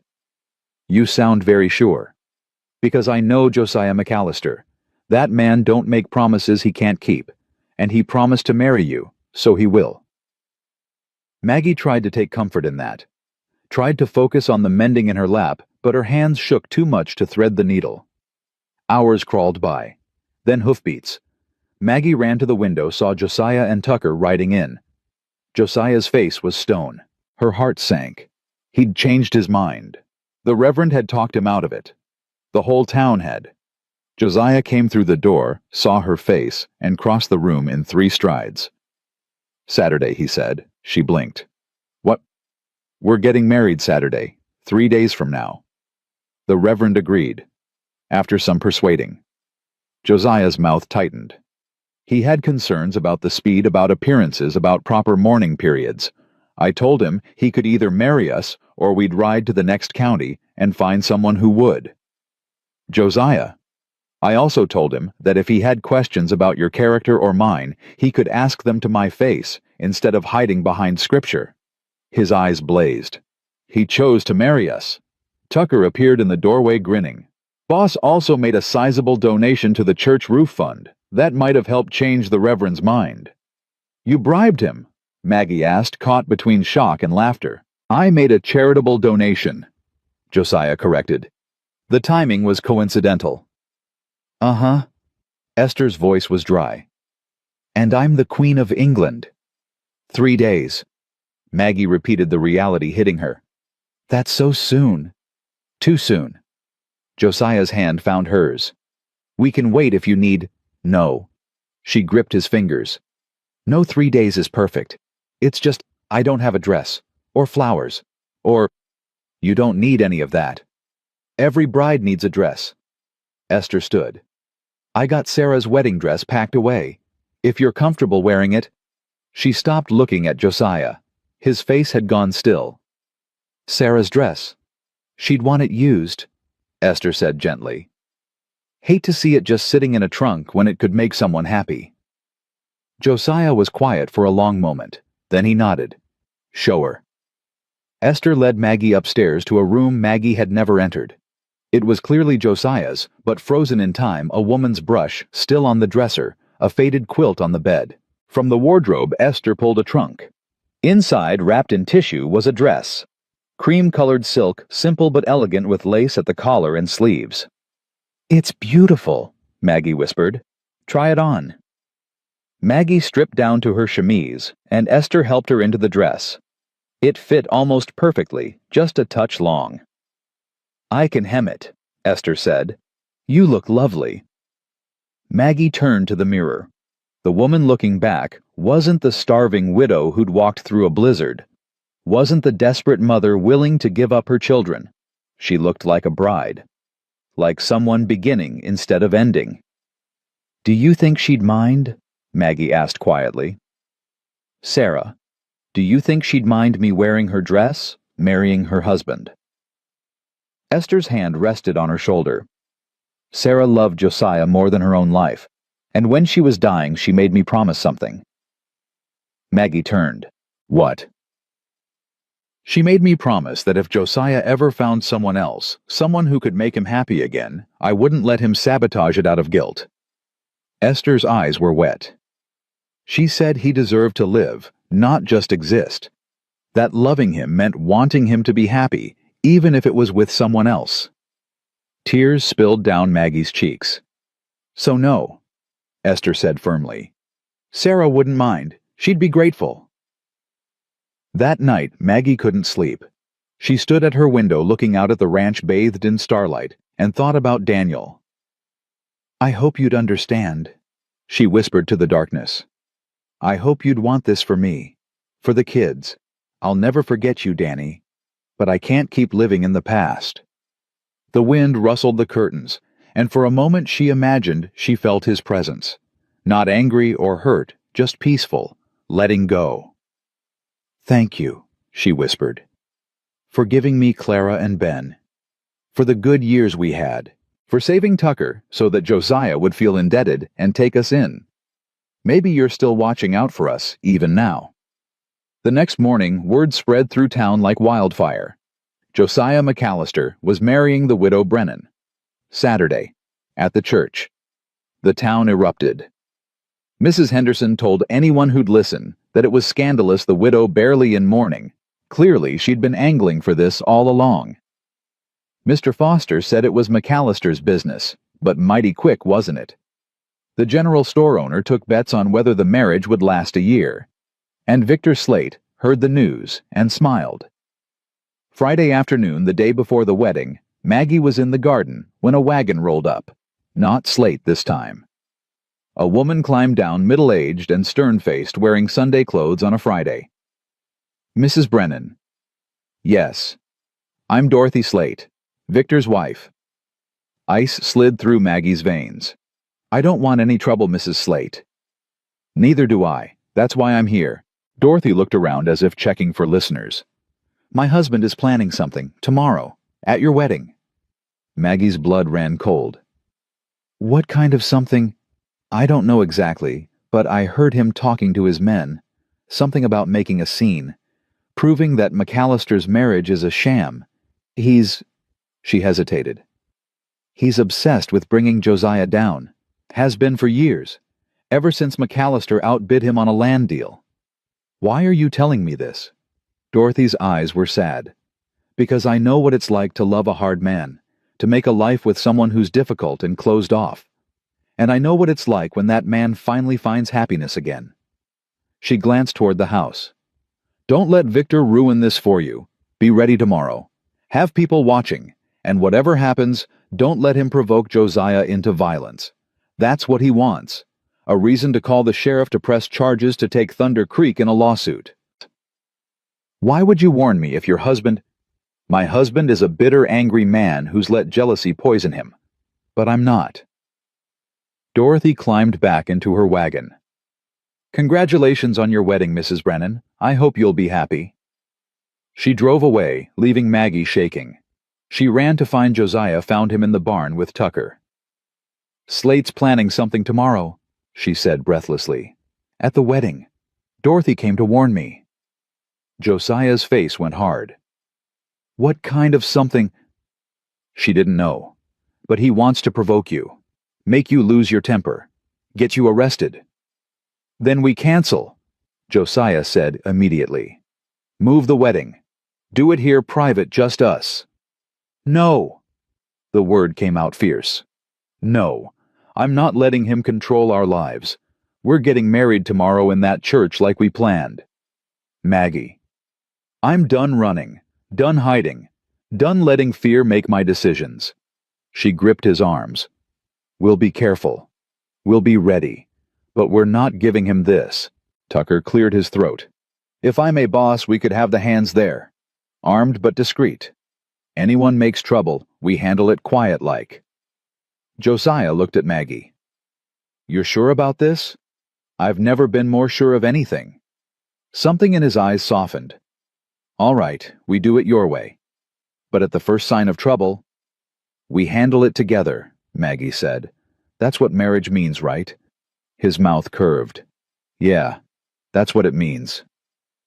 That night, Maggie lay in bed too keyed up to sleep. Tomorrow she'd marry Josiah. Tomorrow she'd become Mrs. McAllister. Tomorrow her life would change forever. Fear and excitement warred in her chest. A soft knock at her door. Mama. Clara's voice. Come in, baby. Clara slipped inside, climbed into bed beside her mother. Can't sleep either. No. Are you scared about tomorrow? Maggie thought about it. A little, but more excited than scared. I think Papa would like Mr. McAllister, Clara said quietly. They're both good men, both the kind who do what's right even when it's hard. Yeah, I think he would too. Do you love him, Mr. McAllister? The question hung in the darkness. I do, Maggie said softly. Not the same way I loved your papa, but just as real, just as deep. Good. Clara snuggled closer. Because he loves you too, I can tell. How? The way he looks at you when you're not watching, like you're the answer to something he forgot he was asking. Maggie's throat tightened. When did you get so wise? When I had to grow up fast. Clara's voice was matter of fact. But that's okay. Growing up means I get to see you happy again. That makes it worth it. Maggie held her daughter close and let the tears come. Saturday dawned clear and bright, the sky so blue it hurt to look at. Esther dressed Maggie in Sarah's wedding dress, now perfectly hemmed.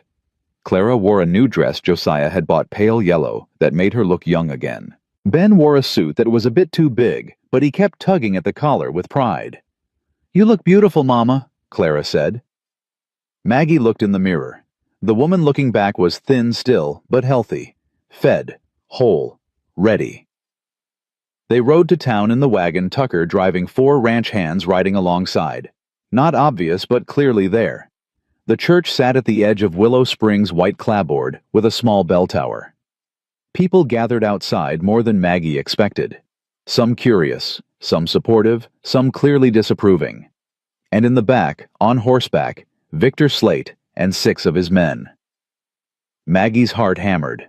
Tucker helped her down, and she saw Josiah waiting at the church steps. He wore a black suit, his hair combed back, his face clean-shaven. He looked like a stranger, and exactly like himself all at once. When he saw her, his eyes widened. She walked toward him, Clara and Ben behind her, and the crowd parted. Whispers rose like wind through grass. Can't believe he's going through with it. Widow's barely cold in her mourning clothes. Scandalous, that's what it is. Maggie kept her chin high, her eyes on Josiah. He met her halfway, offered his arm. You ready for this? He asked quietly. Are you? Been ready since you said yes. They walked into the church together. Reverend Oakes stood at the altar, his face carefully neutral. The church was packed, ranch hands, townspeople, the curious and the cruel, all mixed together. Maggie and Josiah stood before the Reverend Clara and Ben beside them. Dearly beloved, Reverend Oakes began. The doors slammed open. Victor Slate strode in, his men behind him. I object, he announced. The church erupted in gasps and whispers. Josiah's hand tightened on Maggie's, but his voice stayed calm. On what grounds? On the grounds that this marriage is a fraud. Slate's voice carried across the church. This woman has been living at your ranch for months, unmarried, unchaperoned. You expect us to believe this is some pure romance? Or is it something else? A business arrangement, payment for services rendered. Fury flooded Maggie hot and sharp. But before Josiah could move, before Tucker could reach for his gun, before the whole thing could explode into violence, Maggie stepped forward. "You're right," she said clearly. The church went silent. Josiah stared at her. "Maggie." "No, let me." She turned to face the congregation, face burning, but voice steady. "Mr. Slate is right. This isn't some fairy tale romance. I did come to Thunder Creek desperate and starving. I did beg Josiah to save my children. And yes, I've been living at his ranch." Slate smiled triumphant. "But here's what Mr. Slate doesn't understand," Maggie continued. "Desperation doesn't make love less real. It makes it more real. I didn't fall in love with Josiah because he's rich or powerful. I fell in love with him because when I had nothing, when the whole town turned its back on me." She looked at the congregation, saw guilty faces look away. "When I was dying and my children were dying, he didn't ask what he'd get out of helping. He just helped." She turned back to Josiah, her voice softening. "I fell in love with him because he's kind without being soft, strong without being cruel. Because he kneels in the dirt to look at a 6-year-old's rock collection. Because he sits up all night bottle-feeding a rejected calf. Because he loved his wife so deeply that he thought he'd never love again until he learned that hearts are bigger than we think. That there's room for old grief and new joy both." Tears streaked her cheeks now. "So yes, this marriage started in desperation. But it's ending in love. Real honest, imperfect love. And if that offends you..." She looked at Slate. "Then you've never known what it's like to lose everything and have someone help you find it again." Silence. Then Esther started clapping. One pair of hands loud in the quiet church. Tucker joined her. Then the ranch hands. Then slowly others in the congregation. Slate's face went purple. "This is ridiculous." "The only thing ridiculous here is you." Josiah's voice cut through the applause. "You rode into a church, on a wedding day, to insult a woman who's done nothing but survive. That tell you something about your character, Slate. I'm trying to protect this town from what? From people being happy? From second chances?" Josiah stepped forward. "You want to ruin this for me, because I outbid you on a land deal 5 years ago. That's what this is really about." Slate's jaw worked. "Get out," Josiah said quietly. "Get out of this church. Get off my land. And if you ever threaten Maggie or her children again, there won't be enough law in Montana to protect you."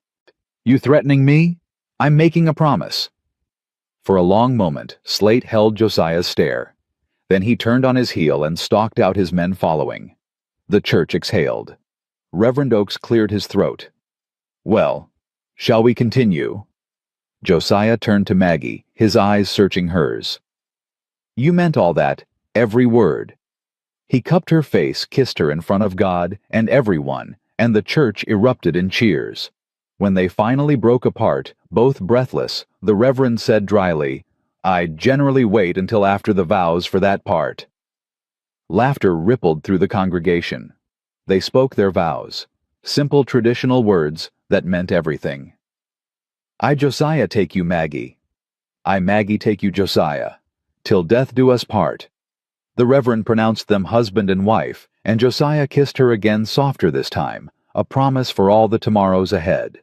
They walked out of the church together into brilliant sunshine, and Maggie thought about how she'd walked through a blizzard to this moment. How close she'd come to giving up. How glad she was that she hadn't. Because here now, with Josiah's hand in hers, and her children beside her, and a whole future stretching out bright and uncertain and beautiful, she understood something she'd forgotten in all those months of starving and surviving. Life could be hard and still be worth living. Love could grow from desperation and still be real. And sometimes the best things came from the worst moments. If you were brave enough to reach for them. The reception happened in the churchyard tables laden with food the townspeople had brought, despite their earlier gossip. Maggie stood beside Josiah, his arm around her waist, and watched people who'd turned her away months ago now smile and offer congratulations. Some of it was genuine. Some wasn't. She found she didn't care either way. "You were incredible in there," Josiah said quietly, his breath warm against her ear. "The way you stood up to Slate, the things you said. I meant them. I know you did. That's what made it incredible." He turned her to face him, his hands on her waist. "You didn't need me to defend you. You defended yourself." "We're partners now," Maggie said. "That means fighting our own battles sometimes. And sometimes fighting them together. Yes, together."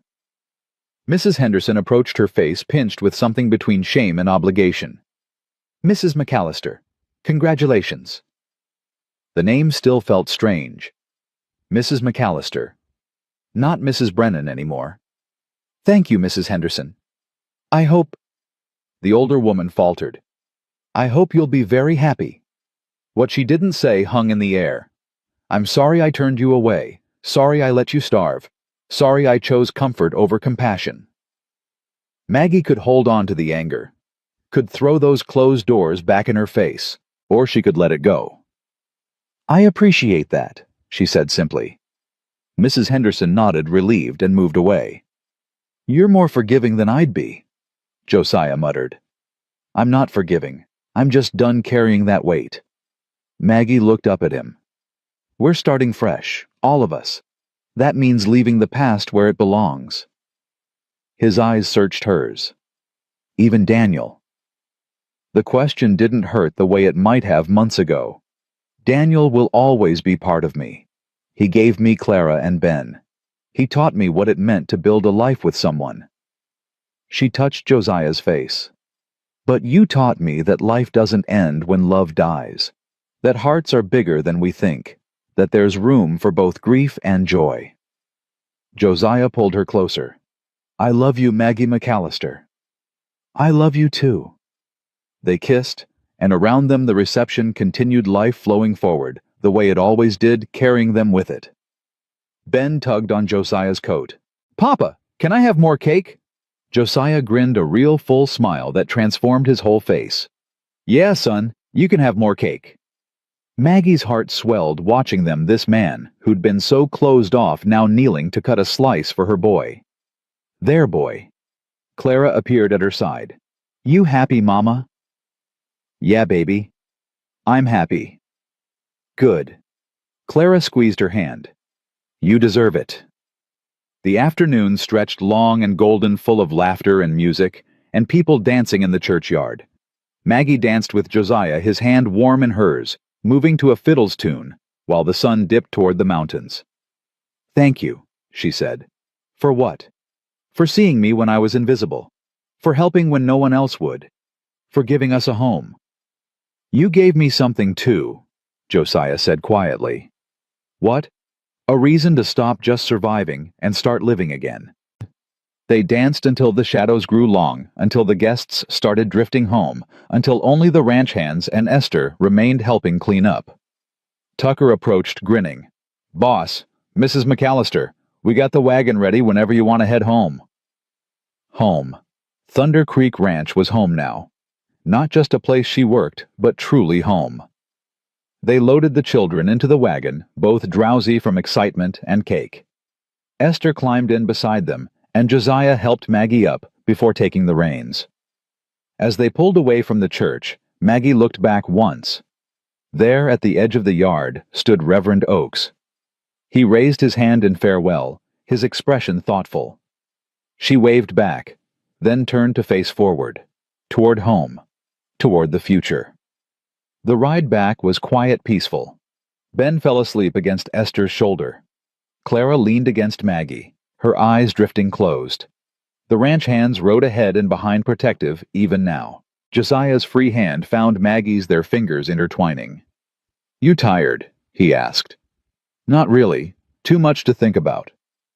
"Like what?" "Like how different today is from 6 months ago. How much has changed." regret any of it. She thought about walking through the blizzard nearly frozen, desperate enough to offer up her children. Thought about the terror of watching Ben in the creek, the shame of begging for help, the fear of hoping again. No, she said. I don't regret any of it, because it brought me here, to you, to this. Josiah lifted her hand, kissed her knuckles. We're going to make this work, Maggie. Build something good, something that lasts. I know we will. Thunder Creek Ranch appeared on the horizon, lights glowing warm in the growing dusk. Smoke curled from the chimneys. Horses moved in the corrals. Everything looked the same as it had this morning.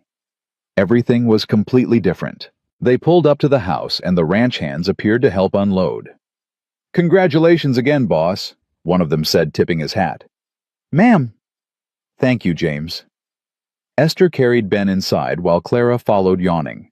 Josiah helped Maggie down, but instead of heading for the door, he held her there in the yard. What? She asked, smiling. Just looking at you. Why? Because you're my wife now. Still getting used to that. Me too. She touched his face. Josiah McAllister's wife. Never thought I'd be standing here like this. Neither did I. His arms came around her. But I'm grateful you are. They stood there as stars began to appear, holding each other, while around them the ranch settled into evening rhythms. Inside, Esther got the children ready for bed. Maggie helped tucking Ben in, then Clara. Good night, Mrs. McAllister, Clara said with a small smile.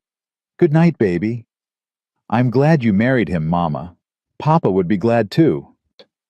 Maggie's throat tightened. You think so? I know so.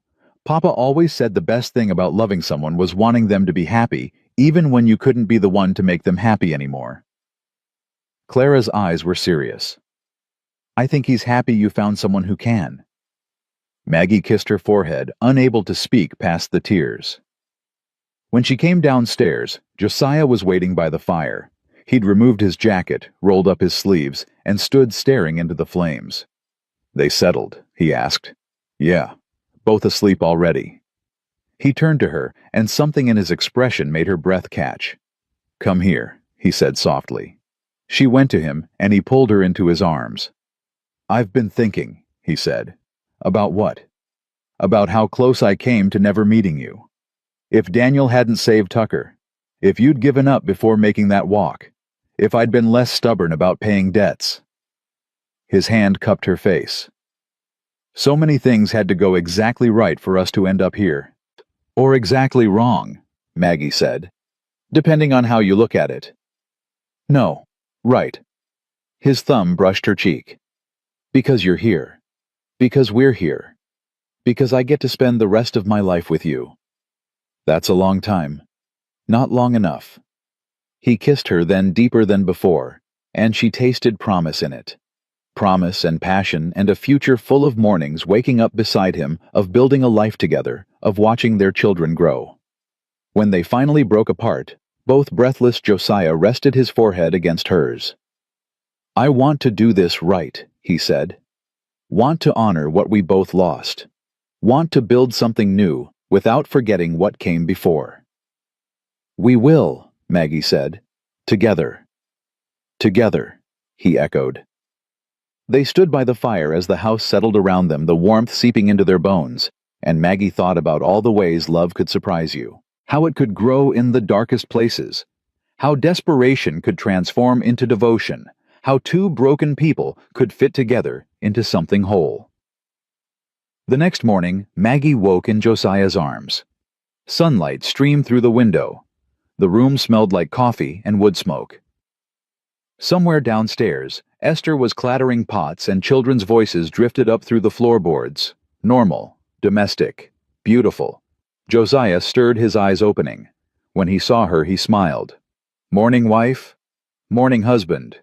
Sleep well. Better than I have in years. He pulled her closer. Get used to it. They lay there a while longer, neither wanting to move until Ben's voice floated up the stairs. Papa, Mama, come see the calf is standing. Josiah laughed. Duty calls. They dressed and went downstairs to find Ben and Clara in the kitchen, already eating breakfast.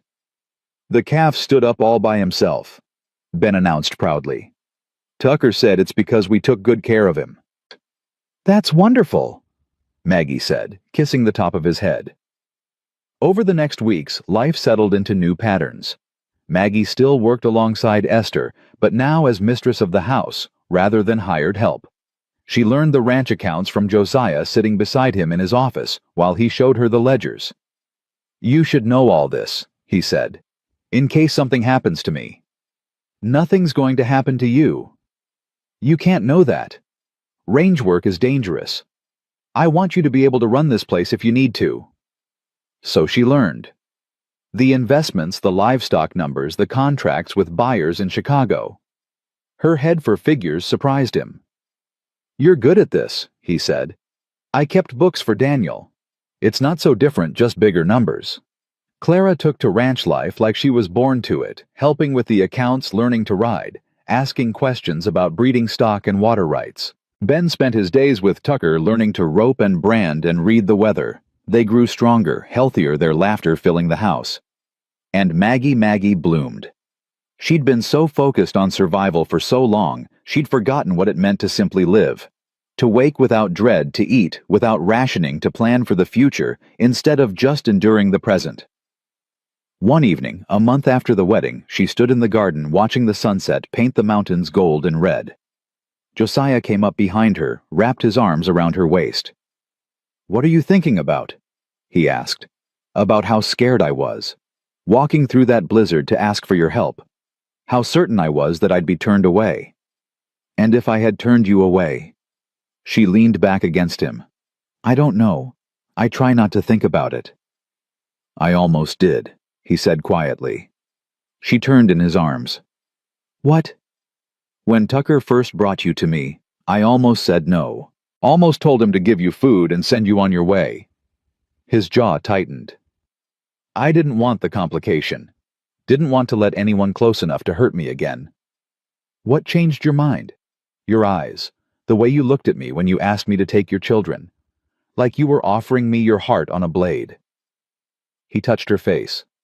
I saw myself in you. Saw what grief does, how it hollows you out. And I thought if I turn her away, I'm no better than the death that took Sarah. Just another force that destroys instead of saves. Maggie's throat ached. I'm glad you didn't turn me away. So am I. They stood there as the light faded, holding each other, while around them the ranch hummed with life. Spring turned to summer. The calves grew strong. The grass turned green. Clara turned 10, and they celebrated with cake and gifts and laughter. Ben learned to ride without help, and Josiah's pride was so obvious it made Maggie's heart swell. They were a family. Not perfect, not without scars, but real and whole and theirs. One night in July, Maggie stood in the bedroom she now shared with Josiah, looking at herself in the mirror. Her body had changed, filled out with regular meals, softened with happiness, and now changed in another way. She pressed her hand to her stomach, feeling the slight swell there. She'd suspected for weeks, been certain for days. Tonight she'd tell him. Josiah came in tired from a long day moving cattle. He started to shrug off his shirt, then stopped, seeing her expression. What's wrong? Nothing's wrong. Then why do you look scared? She took a breath. Because I don't know how you'll feel about this. He crossed to her concern written on his face. About what? I'm pregnant. The words hung in the air. Josiah went utterly still. His eyes dropped to her stomach, then back to her face. You're sure? Yes. For a long moment, he didn't react, didn't speak. Fear spiked through her.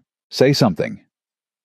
Sarah died in childbirth, he said, voice hollow. The baby too. I held them both while they... He stopped, turned away. I can't do that again, Maggie. I can't watch you die. She went to him, gripped his arms.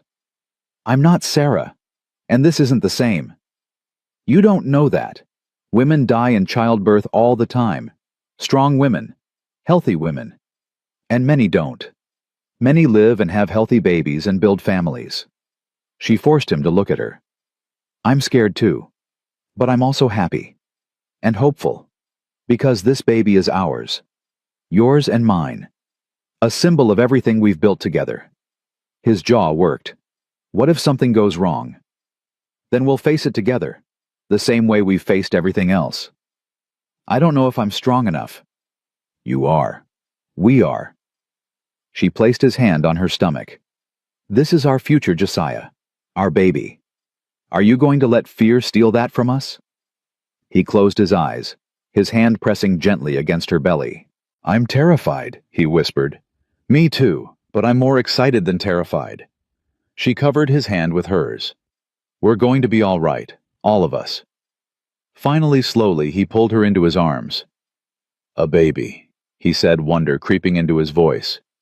Our baby. Clara and Ben, how will they feel? They'll be thrilled. Ben's been asking for a little brother. Josiah laughed, the sound shaky but real. When? February, I think. He held her tighter. February. Middle of winter. We'll manage. Yeah. His voice steadied. Yeah, we will. They told the children the next morning. Ben whooped and immediately started making plans. I'll teach him to ride and rope and... It might be a girl, Clara pointed out. Then I'll teach her to ride and rope. Clara's smile was quieter, but just as real. A baby. That's good, Mama. You're sure? Maggie asked. You're all right with this? Yeah, it means we're really a family now. Not just pieces put together, but something whole. Esther cried when they told her, which shocked everyone because Esther never cried. About time, she said, wiping her eyes. This house needs a baby in it again. The months passed in a blur of preparations. Josiah became impossibly protective, hovering whenever Maggie lifted anything heavier than a spoon. She alternated between being touched and annoyed. I'm pregnant, not made of glass. I know. You're worried, I know. She took his hand. But you have to trust me. Trust this. He tried. Some days were easier than others. In October, Victor Slate's ranch went under. Rumors said he'd over-leveraged, made bad deals, gambled on cattle prices, and lost. Whatever the reason, he was forced to sell. Josiah bought the land. Why? Maggie asked. Because it borders ours, because it makes sense, and because... He hesitated. Because I want our children to inherit something solid, something that can't be taken away by drought or bad luck or vindictive neighbors. Our children. Plural now. Maggie kissed him. You're going to be a wonderful father. I already am, he said, thinking of Clara and Ben. But this is different. I know. Winter came hard and early. Snow buried the ranch in December. The cattle huddled in the new barns. The horses grew shaggy coats, and Maggie grew rounder, slower, more uncomfortable. Clara helped her with everything. Ben fetched and carried. Josiah barely let her out of his sight. You're driving me crazy, she told him one night in January. I don't care. I'm not taking chances. Josiah. No. He pulled her close as her belly would allow. I lost Sarah because I wasn't there. I was out on the range and she went into labor early, and by the time I got back, his voice cracked. I won't make that mistake again. You didn't make a mistake. You couldn't have known. Doesn't matter. I wasn't there. This time, I will be. So he stayed close, and Maggie learned to accept it, learned to see it for what it was.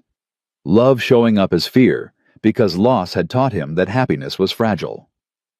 On February 12th, just after midnight, Maggie's water broke. Josiah sent Tucker flying to town for the doctor, while he helped Maggie to bed, his hands shaking. It's all right, she said, gripping his hand through a contraction. This is normal. Nothing about this feels normal. Esther appeared with hot water and clean cloths, her face calm and competent. The labor was long, painful. Maggie lost track of time, lost track of everything except the waves of pain and Josiah's hand in hers and his voice in her ear. You're doing so good. So good, Maggie. Just breathe. I am breathing. I know, you're incredible. So strong. Hours blurred together. The doctor arrived, examined her, said everything was progressing normally. Dawn broke. The pain intensified until Maggie thought she'd break from it. Then the doctor said, "One more push." She pushed, screaming, and suddenly, a baby's cry filled the room. "It's a girl," the doctor announced. Maggie collapsed back, gasping. Josiah's face was wet with tears. "A girl. We have a daughter." The doctor cleaned the baby, wrapped her in a blanket, placed her in Maggie's arms. She was tiny. Perfect. Dark hair, red face, lungs like a cattle auctioneer. "Hello, sweetheart," Maggie whispered. Josiah knelt beside the bed, touching the baby's hand with one finger. His daughter's tiny fist wrapped around it. "She's beautiful," he breathed. "She is. What should we name her?" Maggie looked at him. "Sarah, if that's all right with you." Josiah's face crumpled. "You'd do that? She's part of our story, part of what brought us together. I want to honor that." He kissed Maggie's forehead, then the baby's. "Sarah Hope McAllister. Hope. Because that's what you gave me, what she represents." Clara and Ben were allowed in, both wide-eyed and awed. "She's so small," Ben whispered. "You were this small once," Maggie said. Clara touched the baby's hand gently. "Hi, Sarah. I'm your big sister." The baby's eyes opened, unfocused but searching, and Maggie looked around at her family, Josiah beside her, his hand on her shoulder. Clara and Ben crowded close, Esther beaming in the doorway. This new life cradled in her arms and felt a completeness she'd never imagined possible. She'd walked through a blizzard to beg for help, had been ready to give up everything to save her children, had lost one love and found another, had learned that endings could become beginnings if you were brave enough to keep walking. "Thank you," she said to Josiah. "For what?" "For seeing me when I was invisible, for taking us in when we had nothing, for loving me even when I was too scared to love you back." He kissed her softly. "Thank you for walking through that blizzard, for being stubborn enough to survive, for giving me a reason to live instead of just exist." Outside, the February wind howled across the Montana plains, but inside Thunder Creek Ranch, warmth filled every corner. A family built from broken pieces, a love born from desperation and transformed into devotion, a future stretching out bright and uncertain and beautiful. Maggie Brennan had walked into a blizzard, ready to sacrifice everything. Maggie McAllister held her daughter and understood that sometimes the bravest thing you can do is not give up, but reach for hope, even when hope seems impossible. And sometimes, when you're brave enough to ask for help, when you're desperate enough to risk everything, when you're strong enough to keep walking, even when the cold bites and the path is dark. Sometimes you find exactly what you didn't know you were searching for. Not just survival, but life. Not just existence, but love. Not just an ending, but a beginning that makes every painful step worth taking.